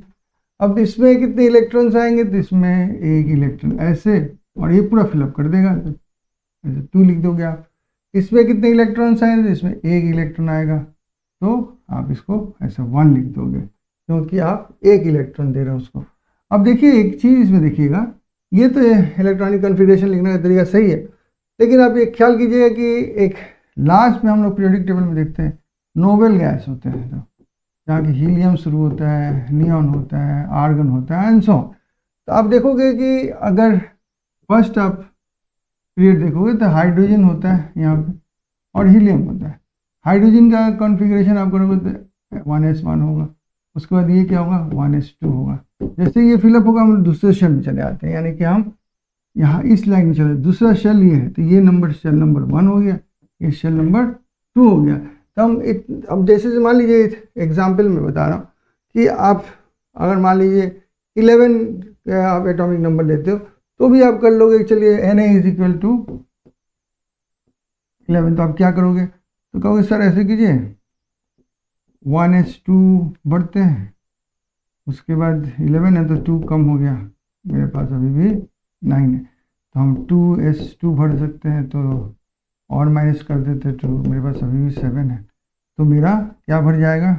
मेरा ये 2p का 6 भर जाएगा, -6 कर दूंगा। अब तो 2 का ख़त्म हो गया, 3 में चला आता हूँ, तो 3 में 3s1 में ये हमारा इलेक्ट्रॉनिक कॉन्फ़िगरेशन हो गया किसका? सोडियम का, ये आप लिख सके। अब 19 आप पोटेशियम का रूबिडियम हुआ या एशियम हुआ, तब क्या करोगे आप? इतना लंबा लंबा नहीं लिख कर हम क्या करेंगे, ये जो एक शेल से दूसरे शेल पे हम जा रहे हैं ना, जैसे कि यहाँ से जाए, तो अगर हम लास्ट शेल को छोड़कर बाकी नोबेल गैस का अगर कह दें कॉन्फ़िगरेशन है, ये किसका कॉन्फ़िगरेशन होगा? ये कॉन्फ़िगरेशन होगा एनी का, आप देख लीजिएगा एनी का हो, ठीक है। तो यहाँ पे हम लिख सकते हैं ऐसे कि एनी का कॉन्फ़िगरेशन ले लो आप, ये थोड़ा सा मिनिमाइज हो गया, आपका लेबर भी कम हो गया, और जो बचा हुआ है नेक्स्ट शेल में है वो 3s1 है, तो इस तरह से भी लिख सकते हैं। और ये तो हो गया आपका एक रिप्रेजेंटेशन का। इसमें प्रॉब्लम क्या है? प्रॉब्लम ये है कि देखिए ऐसे लिखने में प्रॉब्लम ये हो रही है कि आप स्पिन नहीं दिखा पा रहे हो कि ऑपोजिट स्पिन है। यहाँ पे पूरा इन्फॉर्मेशन आपको इस बॉक्स फॉर्म में जो है आपको पूरा इन्फॉर्मेशन मिलता है। 2 वे है, ये वे, ये वे और ये वे। इसी सोडियम को मैं ऐसे लिखता तो क्या लिखता मैं? यहाँ पे 1s2 लिखता मैं और ऐसे इलेक्ट्रॉन दिखाता, फिर मैं 2s2 लिखता, इलेक्ट्रॉन्स को ऐसे दिखाता, उसके मैं बाद ऐसे लिखता, तो यहाँ पे लिख देता 2px 2py एंड 2pz। ठीक है, यहाँ पे 6 पूरा कंप्लीट हो रहा है तो इसे ऐसे दिखा देता, और फिर मैं चला जाता 3s में, जहाँ की एक इलेक्ट्रॉन केवल है, 1 लिख देता, और ये तो खाली रहता आपका 3 का 1 2 3, और इधर आपका डी भी इसका खाली रहता 1 2 3 4 ऐसे। ये खाली हम तो नहीं लिख रहे हैं, यहाँ पे 3d है ये, सॉरी 3p है ये, और ये 3d है। तो इस तरह से हम लोग ऐसे भी लिख सकते हैं। तो यहाँ पे स्पिन भी आप दिखा रहे हैं, यहाँ पे स्पिन नहीं पता चल रहा है कि स्पिन कैसा है, तब बच्चे को समझना है। तो ये समझाने के लिए टीचर अगर बनाता है तो ये बनाता है, तो बच्चे को अच्छी तरह समझ में आएगा। ये जो है थोड़ा सा थर्ड क्वांटम नंबर तक ही, यानी कहने मतलब कि प्रिंसिपल क्वांटम नंबर आपका एजीमुथल क्वांटम नंबर और मैग्नेटिक क्वांटम नंबर के हिसाब से ठीक है। इसमें आपका स्पिन क्वांटम नंबर नहीं दिख रहा है, वो इसी तरह से हम डिफाइन कर सकते हैं। देखिए, इलेक्ट्रॉनिक कॉन्फ़िगरेशन लिखने का जो तरीका हम लोग जानते थे कि क्या जानते थे कि हम लोग लिखेंगे 1s, जैसे 2 है तो 1s2 लिखेंगे, यानी कि फर्स्ट ऑर्बिट ऐसे लिखते थे। पहले हम लोग ये 2 लिखेंगे, 2 मान लीजिए किसी का 20 दिया हुआ तो 2 लिखेंगे, फिर हम क्या लिखेंगे 8 लिखेंगे। ठीक है, उसके बाद हम जब तक 8 आएगा तो 8 लिखेंगे, फिर ऐसे 2 लिख देंगे। यही हमारा कॉन्फ़िगरेशन हो गया 20 का। अब कैसे आता था ये नहीं जानते थे हम, ये बात आपको याद होगी, बचपन से आप ऐसे करते आ रहे हो कि 8 करके जाते हैं, हाश देते हैं, ऐसे 8 देते हैं, उसके बाद फिर 2 देते हैं। मतलब 20 तक आप जो जानते हो, 20 तक करने मतलब आपके जो सिलेबस में जो था क्लास 10 तक का, यहाँ पे समझ लीजिए 1 है, 2 3 4 5 6 7 8 9 10 11 12 13 14 15 16 17 18 19 20। ये क्या नंबर्स हैं? ये एटॉमिक नंबर्स हैं इन सब एटम्स के। ये एलिमेंट्स के जो एटम्स हैं इनके एटॉमिक नंबर्स हैं। हाइड्रोजन का 1, हीलियम का 2, लिथियम का 3, बेरिलियम का 4, boron 5, carbon 6, nitrogen 7, oxygen 8, fluorine 9, neon 10, sodium 11, magnesium 12, aluminium 13, silicon 14, phosphorus 15, sulphur 16, chlorine 17, argon 18, 19 है पोटेशियम का एंड कैल्शियम का 20। लेकिन आप कैसे पढ़े थे? इस तरह से पढ़े थे आप कि हाइड्रोजन 1 यहाँ पर, और उस लाइन में सबसे लास्ट क्या पढ़ रहा था आपका हीलियम 2। ठीक है, और उसके बाद आप शुरू किए थे लिथियम से 3, और गए आप कहाँ तक? तो नियॉन तक। नियॉन तक क्या होगा यहाँ पे 10। ठीक है, और उसके बाद फिर आपने शुरू किया सोडियम, और सोडियम का आपने दिया 11, और फिर यहाँ पे आके आर्गन आ गया आर्गन आपका आ गया 18, पोटेशियम 19, कैल्शियम 20। ये था आपका एटॉमिक नंबर, याद होगा आपको। ठीक है, तो इस तरह से हम लोग करते थे और कॉन्फ़िगरेशन हम लोग ऐसे लिखते थे। अब इसमें मॉडिफिकेशन आया क्या? ऑफ रूल हम सीखे, ऑर्बिटल्स के बारे में जाने। अब उसको कैसे यूज़ करेंगे तो देखते हैं। तो मान लीजिए इसी को लेता हूँ, मैक्सिमम का ही लेता हूँ। देखिए यहाँ पे क्या लिखूंगा, तो ये 1s2 पहला भरेगा, उसके बाद क्या होगा नेक्स्ट सेल में जाएंगे तो 2s2 पहले भरेगा, उसके बाद 2p6 भरेगा। ये 8 कंप्लीट हो गया। अब जाते हैं हम लोग इसमें 3 में जाते हैं, तो 3 का s2 पहले भरेगा, फिर 3 का p6 भरेगा, तो ये 8 कंप्लीट हो गया। अब किस में जाएंगे? तो हम अब जाएंगे 3d में जाना चाहिए, तो नहीं 4s में जाएंगे और उसमें 2 भर देंगे। तो यहाँ तक तो समझ में ठीक है, अब जैसे था वैसे हम करते, शेल नंबर बदल दी। लेकिन उसके ऊपर जब चलते हैं ना, यानी scandium, titanium, vanadium, chromium, manganese, iron, cobalt, nickel, copper and zinc, ये क्या है जानते हैं आप? ये मेटल्स ही हैं, ट्रांजिशन मेटल्स हैं, डी ब्लॉक के मेटल्स कहलाते हैं ये। और इनका एटॉमिक नंबर क्या होगा? तो 21, 22, 23, 24, 25, 26, 27, 28, 29 एंड 30। कम से कम अब आपको इतने तक का एटॉमिक नंबर का एलिमेंट्स का जानना चाहिए, नाम और उसका एटॉमिक नंबर। ये लास्ट लाइन जो है आपके लिए एक नया लाइन है जो कि आपको याद करना है। Scandium, titanium, vanadium, chromium, manganese, iron, cobalt, निकल, कॉपर एंड जिंक। अब देखिए, जैसे स्कैंडियम की बात करता हूँ मैं, चलिए स्कैंडियम की बात करता हूँ और कहता हूँ उसका एटॉमिक नंबर कितना है, 21 है। अब इसका हम कॉन्फ़िगरेशन निकालते हैं तो होगा 1s2, 2s2, 2p6, 3s2, 3p6 और 4s2, जैसे लिखा था लिख दिया। अब इसके बाद क्या लिखोगे आप? इसके बाद आपको लिखना है 3d1। अब मान लीजिए आप टाइटेनियम का लिख रहे हो, ठीक है, उसका कितना है 22, तो क्या होगा 1s2, 2s2, 2p6, 3s2, उसके बाद 3p2, 4s2 एंड 3d2 हो जाएगा। और ये डी अब भर रहा है ऑर्बिटल। ऐसे करते करते हम लोग अब चले आते हैं वैनेडियम पर। वैनेडियम का क्या है तो देखते हैं कितना, v इज इक्वल टू आपका यहाँ पे है 23, ये होगा 1s2, 2s2, 2p6, 3s2, 3p2, 4s2, 3d3। और उसके बाद हम लोग चले जाते हैं क्रोमियम पर। क्रोमियम के बारे में मैं यहाँ पे लिखता हूँ। क्रोमियम का है आपका कितना, 24। ये क्या बनाता है देखते हैं, तो 1s2, 2s2, 2p6, उसके बाद 3s2, 3p6, 4s2, ठीक है। अब उसके बाद कितना होना चाहिए था, 3d4, 3d4।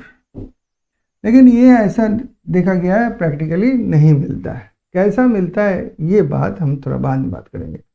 बाकी जो है मैंगनीज का भी आप सेट करोगे तो ऐसे ही आएगा नॉर्मल। क्या होगा, मैंगनीज का 25 है तो मैंगनीज का लिख देता हूँ यहाँ पे, Mn इक्वल टू 25 है, ये होगा 1s2, 2s2, 2p6, 3s2, 3p2, 4s2 and बचा 5 तो 3d5। उसी तरह आयरन का मिलेगा, कोबाल्ट का मिलेगा, निकल का मिलेगा। कॉपर में जब आएंगे हम तो देखेंगे कॉपर का करते हैं फिर से। कॉपर का आएगा तो कितना है कॉपर का आपका 29, तो क्या आना चाहिए आपका 1s2, 2s2, 2p6, 3s2, 3p6, 4s2 और यहाँ पे 3d9 होना चाहिए था। लेकिन यहाँ पर भी ये आपको नहीं मिलेगा, ये दो नहीं मिलेंगे। तो क्यों नहीं मिलेंगे वो हम देखेंगे। 4 वहाँ पे डी पर नहीं है, 9 यहाँ पे डी पर नहीं है। क्या इसमें डी ऑर्बिटल में, 3d ऑर्बिटल में यहाँ पे 4 होना चाहिए था इन केस ऑफ क्रोमियम, और इन केस ऑफ आपका कॉपर कितना होना चाहिए 9। अब देखोगे ये कॉन्फ़िगरेशन आपको नहीं मिलेगा, आपको मिलेगा इसके बदले में क्या कॉन्फ़िगरेशन, तो 1s2, 2s2, 2p6, 3s2, 3p6, 4s2 और यहाँ पे आपका हो जाए ये 4s2 जो है अब यहाँ पे चेंज हो जाएगा। एक्चुअली ये हो जाएगा 4s1 और ये बन जाएगा 3d5। उसी तरह से आप देखोगे यहाँ पर कि अगर कॉपर का देखोगे तो आप तो ऐसे हो जाएगा 1s2, 2s2, 2p6, 3s2, 3p6, 4s1 and 3d10 हो जाएगा। 5 एंड 10 हो जाएगा आपका डी ऑर्बिटल में। आप कहोगे जिंक का सर क्या होगा, फिर जिंक का जिंक जैसा है वैसे ही रहेगा। जिंक का जो है आपका कुछ नहीं चेंज होने वाला है, वो कितना है 30 है आपका ना, तो उसके लिए आपका कितना होगा 1s2 2s2 2p6 3s2 3p6 4s2 3d10। इसके में कोई बात नहीं है। ये दो जो आप देख रहे हो ये एक्सेप्शंस है। क्यों एक्सेप्शंस है ये हम समझेंगे। एक्सेप्शंस नहीं है, ये रियलिटी है। रियलिटी क्यों है इसके बारे में हम लोग डिस्कस करेंगे आगे जाकर। पहले आपको ये चीज़, ये पूरा चार्ट जो है 30 एलिमेंट्स के जो चार्ट है आपको कंठस्थ होना चाहिए। तो आपने ख्याल किया होगा कि हमने जब क्रोमियम और कॉपर में बताया तो मैंने कहा कि क्रोमियम में आपका लास्ट में 3d5 होगा और कॉपर में मैंने कहा कि 3d10 होगा। एक्चुअली ये अगर आप डी ऑर्बिटल देखोगे, आप डी ऑर्बिटल्स देखोगे, आप 1 2 3 4 ऑर्बिटल्स देखोगे तो एक सिमेट्री की बात आती है। हर चीज़ जो नेचर में ना सिमेट्रिकल जो होता है ना ज़्यादा स्टेबल होता है। अब देखिए आप इलेक्ट्रॉन्स जब फिलअप कर रहे हो तो 1 2 3 4 ऐसे फिलअप कर रहे हो और यहाँ पर क्या है, पहले फिलअप क्या हो रहा था 4s फिलअप हो, ये 4s मान लीजिए और ये है आपका 3d, ठीक है। तो फिलअप तो पहले 4s होना चाहिए पूरा। तो 2 इलेक्ट्रॉन्स इधर आ गए, बाकी 4 उधर चले। किसके हम बता रहे हैं, क्रोमियम के बता रहे हैं। तो होता क्या है कि देखिए सिमेट्री क्या कहता है कि अगर यहाँ पे हाफ कर दी जाए और यहाँ पे 1 दे दिया जाए, देखिए सब सिमेट्रिकली सब अप स्पिन पर आराम से हैं एकदम बैलेंस फॉर्म में। ये देखिए सभी के सभी अनपेयर्ड है, सभी अनपेयर्ड है, कोई खाली नहीं है, ठीक है। उसी तरह से आप अगर कॉपर ले लेते हो तो कॉपर के केस में क्या होता है आपका, ये हो गया आपका क्रोमियम का मैं बता रहा था। कॉपर का आप करते तो क्या होता है ऐसे और डी ऑर्बिटल फिर ले लेते आप 1 2 3 4। तो यहाँ पर क्या होता है आपका, यहाँ पे 2 थे ना, तो एक मैं पेंडिंग रखता हूँ। पहले तो ऐसे 1 2 3 4 5 फिलअप होते, फिर 6 7 8 9। अब इसका एक जो है अगर यहाँ पे आए तो एक देखिए एक सिमेट्री बन जाता है इनके बीच में। इसका एक उधर चला जाता है तो सिमेट्री की बात आती है तो स्टेबिलिटी बढ़ती है। सिमेट्री में नेचर जब भी आता है, नेचर कोई भी चीज़ वो ज़्यादा स्टेबल होता है तो ये स्टेबिलिटी बढ़ाता है। तो causes of stability of completely filled, ये कम्प्लीटली फिल्ड हो गया, और हाफ फिल्ड, ये half filled shell subshells है। तो ये सब शेल हो गया ना।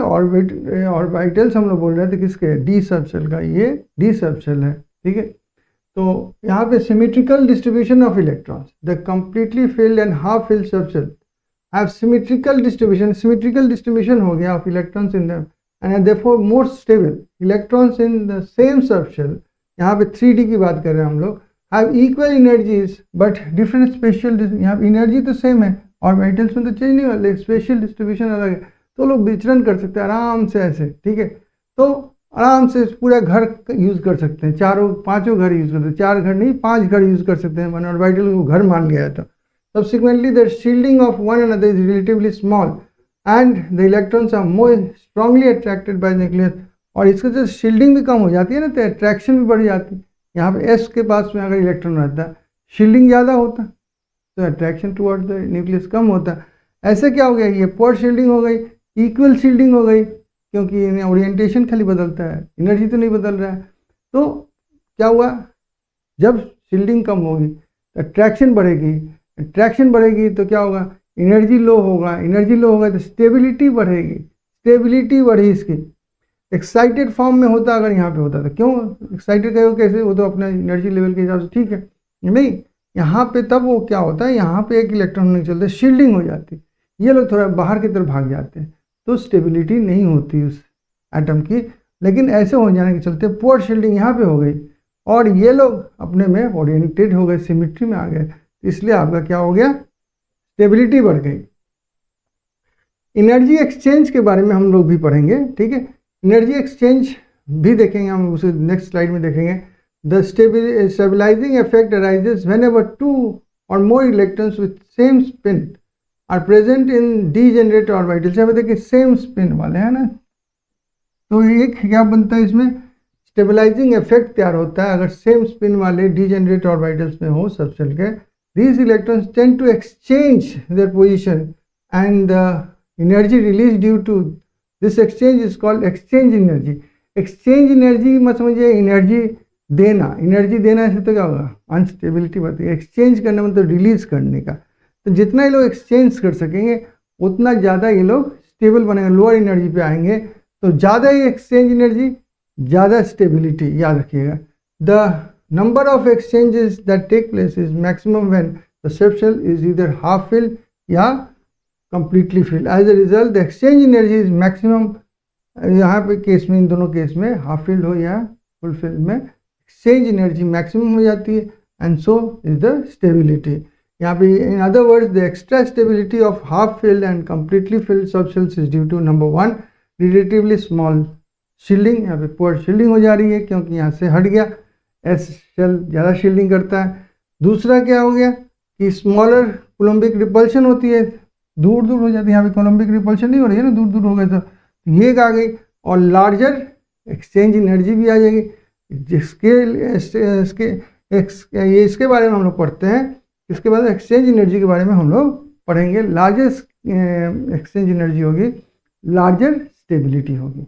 अब चलिए हम लोग पढ़ते हैं, समझते हैं कि क्यों स्टेबिलिटी ऑफ हाफ फिल्ड या फुल फिल्ड जो ऑर्बिटल्स होते हैं सबशेल के वो ज़्यादा स्टेबल हो जाते हैं। जैसे हमने डी का देखा, हमने डी ऑर्बिटल का ऑर्बिटल देखा, हमने 5 ऑर्बिटल्स होते हैं डी के। तो हमने क्रोमियम और कॉपर का एग्जाम्पल देखा और उनका कॉन्फ़िगरेशन भी लिखा बाद में हमने। ये कॉन्फ़िगरेशन स्टेबल कॉन्फ़िगरेशन आया, लेकिन हमने ये भी कहा कि एक्चुअली हमारे हिसाब से रूल से कहिए ये आना चाहिए था, क्या आना चाहिए था, तो 1s2 मैं बनाते जा रहा हूँ, क्रोमियम में कर रहा हूँ पहले, हाँ ठीक है, और 2s2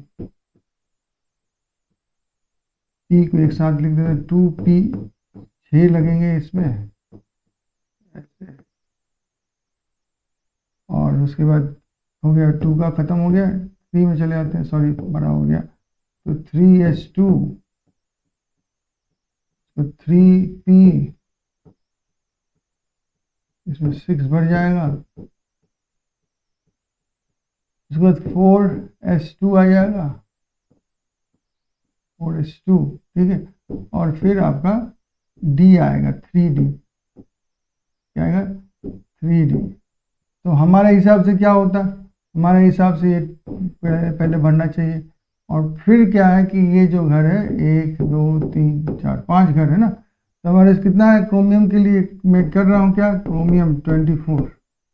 यहाँ पे देखिए 2 2 4 10 12 18 20 हो गया, 4 बचा हुआ। तो हम कर देते ऐसे, लेकिन ये स्टेबल नहीं होगा। सिमेट्री का कारण हमने सुना और मैंने कहा कि number of exchanges, exchange energy बताता है। अगर सेम सिमेट्री, सेम स्पिन के अगर इलेक्ट्रॉन्स हो, जितने ज़्यादा ये नंबर्स ऑफ होंगे इलेक्ट्रॉन्स, उतना ज़्यादा इनमें क्या होगा, एक्सचेंज एनर्जी ज़्यादा होगी। फॉर्मूला क्या होगा एक्सचेंज एनर्जी का, वो मैं बता रहा हूँ। तो एक्सचेंज एनर्जी, एक्सचेंज करने से जो एनर्जी आएगी, एक्सचेंज करने से जितना ज़्यादा होगा उतना ज़्यादा स्टेबिलिटी बढ़ेगी। उसको एक मैथ के फॉर्मूला जिसको हम लोग कहते हैं कॉम्बिनेशन, इसको कहते हैं कॉम्बिनेशन में आता है ये। लेकिन आपको ऐसे नहीं समझना है, आपको ऐसे समझना है n-1/2। ये वैल्यू आपको n क्या है आपको जानना होगा।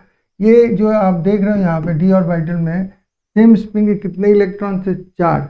इनके बीच में एक्सचेंज होगी, क्या एक्सचेंज एनर्जी एक्सचेंज होगी। तो आप अगर इसमें कैलकुलेट करोगे तो ये क्या होगा, 4 1/2 और ये हो गया आपका ये 3 6। आपको 6 क्या होता है, 6 नहीं कह के सम अमाउंट ले लीजिए, जैसे यहाँ पे इंटू के था, यहाँ पर भी के था, और ये 6 के मान लीजिए आपका एनर्जी आपको एक्सचेंज में मिल रहा है। ठीक है, एक्सचेंज करने से इतना एनर्जी मिल रहा है। अगर इसी को इसको यहाँ से लाके यहाँ पर कर दिया जाए तो क्या होता है, तो एक्सचेंज बन जाता है आपका एनर्जी n-1/2 के एक फिक्स्ड वैल्यू पकड़ लीजिए, उससे उतना गुना मल्टीप्लाई हो रहा है एनर्जी। ठीक है, यही समझ लीजिए आप। तो ये अब तो 5 हो गए ना, सेम स्पिन वाले हो गए। 5 के बीच में एक्सचेंज होते थे। 5 इंटू 5 माइनस 1 अपॉन 2, तो 5 इंटू 4 अपॉन 2 कट के हो जाएगा 10। 10 इंटू के, तो 10 गुना ऑफ के, 6 गुना ऑफ के। किसकी एनर्जी से एक्सचेंज एनर्जी ज़्यादा हो गई? इसकी एनर्जी, एक्सचेंज एनर्जी ज़्यादा हो गई, इसलिए ये ज़्यादा स्टेबल होगा। तो ये कैसे पता चला? स्पेक्ट्रोस्कोपी के द्वारा।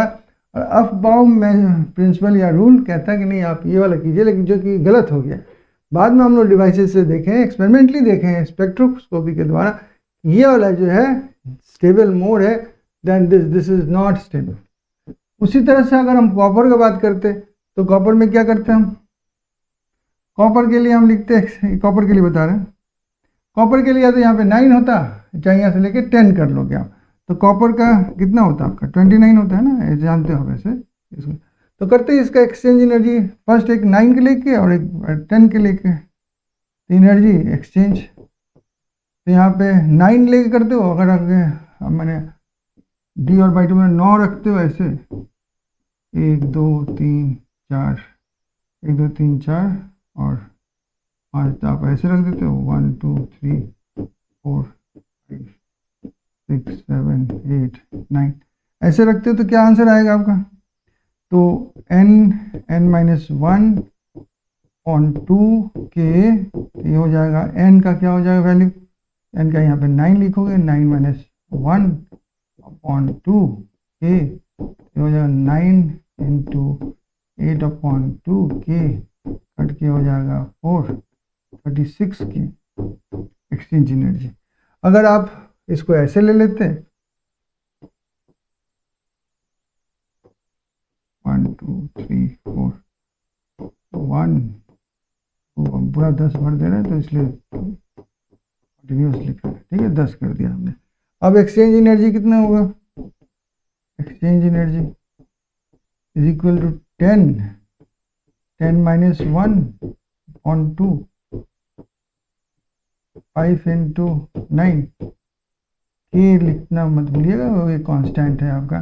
तो 45 के, ये एनर्जी आपका जूल्स में गई है, जो भी कैलोरीज में गई है, ये एनर्जी एक्सचेंज एनर्जी। तो 45 36 से बड़ा है, 10 आपका 6 से बड़ा है, तो जो बड़ा एक्सचेंज एनर्जी होगा वही स्टेबल कॉन्फ़िगरेशन देगा। तो इन दिस केस ये 10 वाला जो है फुलफिल्ड हो गया आपका, क्या स्टेबल, यहाँ पे हाफ फिल्ड वाला स्टेबल हो गया। तो इस तरह से हम समझ जाते हैं कि क्यों स्टेबिलिटी ज़्यादा है हाफ फिल्ड और फुल फिल्ड आपके सब शेल्स के और मेटल्स का। एक चीज़ और बता दूं कि अगर हम लोग 30 एलिमेंट्स की बात कर रहे हैं, इसमें ये 2 ही मिलते हैं आपके एक्सेप्शंस, लेकिन इसका मतलब ये नहीं है कि हमारे पीरियोडिक टेबल में और ज़्यादा नहीं है। भले इसको डिस्कस नहीं किया गया है हमारे बुक में एनसीईआरटी में, लेकिन और भी बहुत सारे ऐसे केसेज आ जाएंगे जहाँ की ये हाफ फिल फुल फिल का मसला आएगा। केवल डी ऑर्बिटल क्यों, आपके एफ ऑर्बिटल में भी आ सकता है ये प्रॉब्लम। हम लोग कुछ ऐसे एलिमेंट्स को भी देख लेंगे ताकि याद रहे कि केवल कॉपर एंड क्रोमियम नहीं, उसके अलावा भी कुछ ऐसे एलिमेंट्स हो सकते हैं जिसमें की एक्सेप्शंस देखने को मिल सकते हैं। रूल यही है, याद रखिएगा कि पहला नंबर क्या है, सिमेट्री। दूसरा नंबर कि उसके चलते क्या और जैसे ही वो शिफ्ट होता है तो यहाँ पे शील्डिंग कम हो जाती है, अट्रैक्शन बढ़ जाती है, स्टेबिलिटी बढ़ जाती है। चूँकि एक ही स्पिन के होते हैं, जैसे ये कहिएगा तो स्पिन तो एक नहीं है, नहीं 5 स्पिन एक वाले हैं, वो अपने में एक्सचेंज करते हैं, 5 ऑपोजिट स्पिन अपने में एक्सचेंज करते हैं। एनर्जी हम बता रहे हैं कि कैसे ज़्यादा दिखाएंगे, और रूल ये है, मैथमेटिकल रूल है, ये आप नहीं भी जानोगे तो चलेगा, आपको एक्सप्लेनेशन थ्योरी चाहिए। मैं एक्स्ट्रा आपको एक कॉन्फ्यूज़ ना हो आपको क्या क्यों होता है, क्या है एक्सचेंज एनर्जी, समझाने के लिए मैंने मैथमेटिकली इसको समझाया है। ये आपके सिलेबस का हिस्सा है, एक तरह से नहीं है, आपको समझना स्टेबल है आपका। 3 कारण हमने बता दिया, एक तो सिमेट्री, दूसरा पोर शील्डिंग हो जाती है उसके चलते, जैसे सिमेट्री में जाता है तो पोर शील्डिंग होती है, ये भी अट्रैक्शन बढ़ाता है। और तीसरा क्या है कि एक्सचेंज एनर्जी, इसमें जितने ज़्यादा इलेक्ट्रॉन सेम स्पिन के बढ़ जाएंगे तो उतने ज़्यादा एक दूसरे में एक्सचेंज करेंगे एनर्जी। और ये मेथड जो है ये मैंने मैथमेटिकल एक्स्ट्रा आपको समझाया। देखते हैं कुछ और एलिमेंट्स जो अनयूजुअली बिहेव करते हैं अपना वो कॉन्फ़िगरेशन सेट करने के लिए। तो कॉपर का तो आप जानते हो, तो वो क्या होता है आपका, होना चाहिए था 3d9 4s2, लेकिन हो जाता है क्या 3d10 4s1 हो जाता है। आर्गन क्यों लिखा गया आप समझ में आ गया, उसके आगे का कॉन्फ़िगरेशन बिगाड़ में टाइम वेस्ट नहीं किया जा रहा है। सिल्वर का अब नहीं जानते हो आप, किसका किसका जानते हो पहले वो बता दूं मैं। आप कॉपर का जानते हो, आपको क्रोमियम का जानते हो, ये दो जानते हो। क्रोमियम का क्या जानते हो, होना चाहिए D4s2 एंड 4d4 होना चाहिए, 3d4 होना चाहिए था, लेकिन हो जाता है 4s1 3d5 हो जाता है। आपको और भी कुछ देखिए यहाँ पे एलिमेंट दिए, जैसे कि दिया हुआ सिल्वर, उसका आपका क्रिप्टॉन का नोबेल गैस के बाद में ये जो बनता है 5s2 4d9 होता है। देखिए अब 5s2 4d9, तो 4d10 होना चाहेगा ना, तो 4d10 हो गया और 5s1 हो गया। उसी तरह गोल्ड जो है उसका जेनॉन के बाद में जो कॉन्फ़िगरेशन बनता है उसमें आ जाता है उसका, देखिए 5d9 और 4s6s2 आता है, 5d9 6s2, तो ये 6s2 से एक इलेक्ट्रॉन नीचे चला जाता है, 5d10 हो जाता है और 6s1 हो जाता है। उसी तरह से पैलेडियम देखिएगा पीरी, तो उसमें भी आप देखिएगा क्रिप्टॉन के बाद में आपके पास में 4d8 आ रहा है यहाँ पे। देखिए 4d8 एंड 5s2, यहाँ दोनों s के जो इलेक्ट्रॉन से चले जाते हैं d ऑर्बिटल में सिमेट्री बनाने के चक्कर में, 4d10 हो जाता है। उसी तरह से मॉलिब्डेनम के बारे में देखिएगा, तो उसमें भी क्रिप्टॉन 5s2 4d4 है, लेकिन वो 4d5 हो जाएगा, 5s1 हो जाएगा। ये कुछ और आपके जो है एक्चुअली ये डी एंड एफ ब्लॉक के हैं। अभी तो आपको एफ ब्लॉक तो जाना नहीं था, तो मैं इसको डिटेल्स नहीं करना चाहता हूँ। मैं ये समझाने की कोशिश करता हूँ, इलेक्ट्रॉन सिमेट्री में जाना चाहते हैं, एक्सचेंज एनर्जी ज़्यादा यूज़ करना चाहते हैं, तो उससे क्या होता है उनकी स्टेबिलिटी बढ़ती है, पोअर शील्डिंग करना चाहते हैं और तब स्टेबिलिटी बढ़ती है। तो स्टेबिलिटी बढ़ाने की ये कुछ स्पेशल केसेस हैं जो कि हम देख रहे हैं कि नॉर्मल ये होना चाहिए कॉन्फ़िगरेशन, हो जाता है एक्चुअल ये। अब चलिए बचे हुए जो PYQs हैं उनको करके हम लोग चैप्टर को रैप अप करते हैं। चलिए शुरू करते हैं। क्वेश्चंस क्या है, क्वेश्चन पहला नंबर ये 2019 का है। 4d 5p 5f and 6p orbitals are arranged in the order of decreasing energy। ठीक है, करेक्ट आपको ऑप्शन बताना है। पहले नंबर 4d लिखा हुआ है ना, 4d। रूल क्या लेना है आपको, देखिए एनर्जी के लिए आपको n+l वाला रूल लेना है आपको। ठीक है, अगर n+l दो का इक्वल हो जाए तो फिर खाली आपको n से चेक करना है, जिसका n छोटा होगा उसका एनर्जी लो होगा। यहाँ पे किसी डिक्रीजिंग एनर्जी हायर एनर्जी को पहले लिखना है। ठीक है, लिखते हैं पहले। तो 4d का क्या होगा, देखिए 4d का होगा 4 और इसका याद रखिए SPDF, L is equal to यहाँ पे हो जाएगा 0 1 2 3, तो यहाँ पे आपका +2, यानी कि आपका कितना हो गया 6 पकड़िए यूनिट्स आपके एनर्जी हो गए। ठीक है, उसके बाद आपका 5p 5 + p कितना होगा 1, ये भी 6 हो गया। उसके बाद 5f 5 + f कितना होता है 3 होता है 8 एंड 6p 6 + p के लिए 1 7। तो ऐसे तो एनर्जी सबसे 8 का ज़्यादा है, 6 वाला में झगड़ा चल रहा है, इसमें n जो है छोटा है, तो हम बनाएंगे तो कैसे बनाएंगे 8 7 और 6 के 2 हैं, एक 6 यहाँ पे एक 6 यहाँ पे, जो भी हो जाए। अब हम इसको ठीक से कर देते। 8 वाला क्या 5f है, ठीक है, greater than 6p greater than कौन सा, ग्रेटर देन बड़ा वाला लेंगे यहाँ पे क्योंकि इंक्रीजिंग लेना है, तो 5n वाला लेंगे आप। n = 5 माने 5p लिखोगे आप, और ग्रेटर देन 4d, ये जो ऑप्शन होगा वो आपका राइट हो जाए। तो 5f 6p 5p 4d, और ये आपका ऑप्शन ए राइट हो जाता है। देखिए रूल अगर याद है तो कोई दिक्कत है नहीं। नेक्स्ट क्वेश्चन देखते हैं क्या पूछ रहा है कि which one is a wrong statement. Wrong statement तो बाद में पढ़ेंगे, पहले तो देख लेते हैं ये कॉन्फ़िगरेशन सही है कि नहीं। तो देखिए 1s2 ठीक है, ये बनाते चला हूँ आपके लिए फिर से, हाँ ठीक है। ये एक ऐसे है और एक ऐसे है, ठीक है। ये नेक्स्ट देखते हैं 2s2, एक स्पिन इधर है, एक भरा, ठीक है। एक और एक पहले शेल भरा, दूसरे शेल में गए हम, ठीक है। अब पहला तो इसमें सब शेल भर गया, एनर्जी लेवल तो लोअर होता है ना मल्टी इलेक्ट्रॉन में, तो 2s का एनर्जी लेवल p से कम होगा। अब p का देखते हैं, तो यहाँ पे 3 इलेक्ट्रॉन्स हमको दिखाई दे रहे हैं ना, 3 इलेक्ट्रॉन दिखाई दे रहे हैं। यहाँ पे हमको कितने इलेक्ट्रॉन्स p में भरना है, 3। तो क्या कहा गया, आप पेयरिंग नहीं कर सकते, तो पेयरिंग नहीं किया हुआ है। स्पिन तीनों का सेम होना चाहिए, तो यहाँ पे पहले वाला का स्पिन ये है, दूसरे वाले का ये। अब एरो पूरा दे दीजिए, हाफ दे दीजिए, कोई फर्क नहीं पड़ता।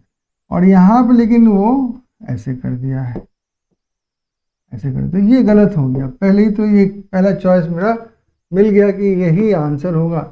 अब बाकी सब चेक कर लेना कि सही है, सही होना चाहिए। तो total orbital angular momentum of electron in s orbital is equal to 0। हाँ, तो हो तो टोटल ऑर्बिटल एंगुलर मोमेंटम जो होगा तो 0, केवल उसका किस में होता है, क्वांटम नंबर में l इज इक्वल टू 0 होता है ना, ठीक है। उसके बाद है an orbital is designated by 3 quantum numbers while an electron in an atom is designated by 4 quantum numbers। ये भी बात सही है। आप एक ऑर्बिटल को खोजने जाइएगा तो आपको 3 क्वांटम नंबर्स लगते हैं, कौन से, n, l और ml, उससे आपको ऑर्बिटल पता चल जाता है। लेकिन आपको इलेक्ट्रॉन के लिए स्पिन भी बताना जरूरी है कि वो अप स्पिन है या डाउन स्पिन है, अप या डाउन बताना पड़ता, तब 4 लगते हैं quantum number. Value of m for d z square is 0, तो वैल्यू ऑफ जी यहाँ इधर हम लोग बीच वाला में जो होता है 0 इधर से लिखते हैं ना, d में कितने होंगे आपके d की वैल्यू क्या है, आपके d के s 2 होते हैं ना, तो आपके कितने बॉक्सेस होंगे,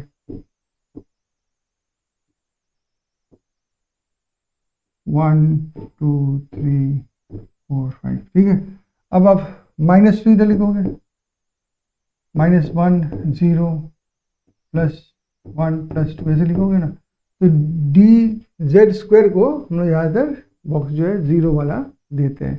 ये बाकी सब तो सही हो गए, लास्ट वाला ही तो गलत निकला। देखिए नेक्स्ट क्वेश्चन क्या कहता है। नेक्स्ट क्वेश्चन ये भी तो which one is wrong statement पूछ रहा है, तो इसमें तो पढ़ना पड़ेगा। पढ़ते पहला, energy of 2s orbital is less than the energy of 2p orbital in case of hydrogen like atoms. नहीं, हाइड्रोजन लाइक एटम मतलब हो गया एक इलेक्ट्रॉन वाले एटम। एक इलेक्ट्रॉन वाले एटम्स में ये एप्लीकेबल नहीं, यहाँ पे क्वांटम नंबर ही काम में लगता है। जैसे कि मान लीजिए न्यूक्लियस है और पहला क्वांटम नंबर का एनर्जी लोअर होगा, सेकेंड क्वांटम से थर्ड क्वांटम का उससे ज़्यादा होगा। लेकिन यहाँ पे सब सेल्स के जो होंगे, पी सब सेल है, यहाँ पे एस सब सेल है, इसके डी जनरेट होंगे एनर्जीज। यहाँ पे तो एक ही सब सेल होता है, कौन सा, एस। यहाँ पे कौन तो, यहाँ पे एस ऑर्बिट ये होगा, सब सेल होगा। यहाँ पे क्या होगा, एस एंड ई होगा। यहाँ पे क्या होगा, एस पी और डी होगा। और ये सारे के सारे क्या होंगे, डी जनरेट होंगे एनर्जी, डी जनरेट, यानी कि इक्वल एनर्जी वाले होंगे। तो ये गलत हो गया, पहला वाला ही गलत हो गया। यहाँ पे energy of 2s orbital is less नहीं होता है, लेस टू, इसी के बारे में बात हो रहा है ना। तो यहाँ पे तो degenerate 2s is equal to 2p होगा। यहाँ पे 2s is less than 2p orbital, ठीक है, नहीं गलत है। हाइड्रोजन लाइक या हाइड्रोजन एटम के लिए ये मेथड एप्लीकेबल होता है, वहाँ पे एल का बात नहीं आता है, ठीक है, वो मल्टी इलेक्ट्रॉन सिस्टम में ही चलता है। उसके बाद de Broglie wavelength is given by, ये तो हम लोग जानते हैं, lambda is equal to h upon p कहिए या mv कहिए, ठीक है। उसके बाद द अनसर्टेनिटी प्रिंसिपल, ये भी हम लोग जानते हैं, ये हम कराए थे, आपको याद होगा कि change in energy into change in time is equal to h upon 4 pi, ठीक है। Half fill and fully fill orbitals have greater stability due to greater exchange energy, greater symmetry and more balance arrangement. यही तो बात हम लोग पढ़ रहे हैं अभी तक, 3 पॉइंट तो बता ही रहे हैं आपको। चलिए इस क्वेश्चन को करते हैं। क्वेश्चन को करने के पहले मैं आपको एक रिवीजन करना चाहता हूँ। कि आप तो 20 तक एलिमेंट्स का नाम जानते हो और उसका एटॉमिक नंबर भी जानते हो। मैंने कहा 21 से 30 तक का आप सीख लो। तो क्या मैंने कहा, स्कैंडियम से शुरू होता है, टाइटेनियम, उसके बाद वैनेडियम, उसके बाद क्रोमियम, उसके बाद मैंगनीज, उसके बाद आपका आयरन, उसके बाद कोबाल्ट, उसके बाद निकेल, उसके बाद आपका कॉपर एंड फाइनली जिंक। ये आपके 10 हो गए, ठीक है ना।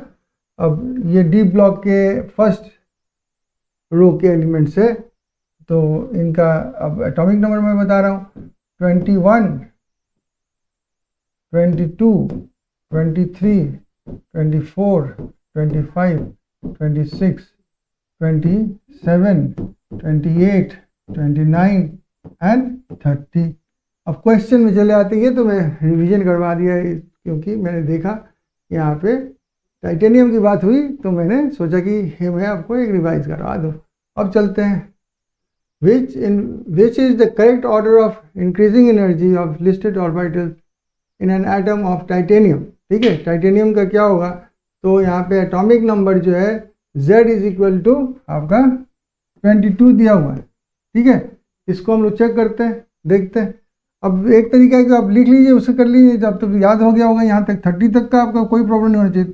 तो 1s2 और उसके बाद 2s2, 2p6, 3s2, 3p6।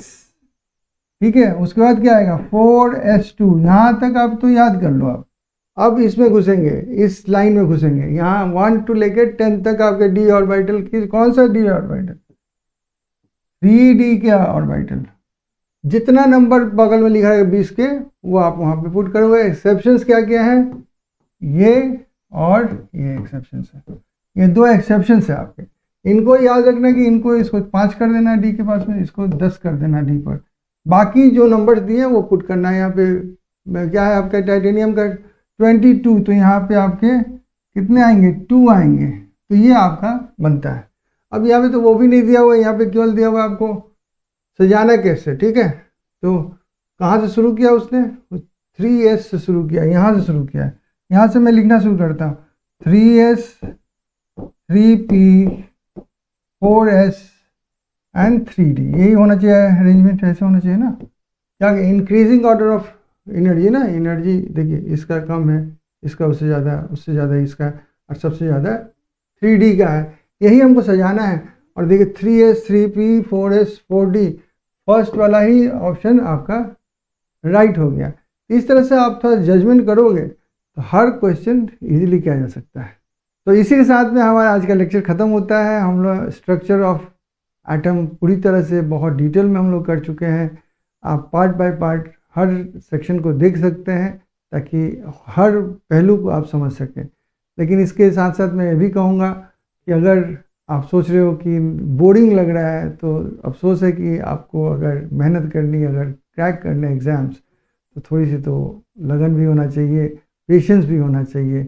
तो दोनों चीज़ रखिए और हमारे साथ जुड़े रहिए। लाइक, शेयर, सब्सक्राइब करना ना भूलें। डेस्टिनी जीत को ऊर्जा बनी रहती है।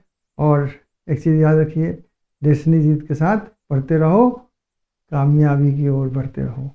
And thank you very much for being a part of our institute.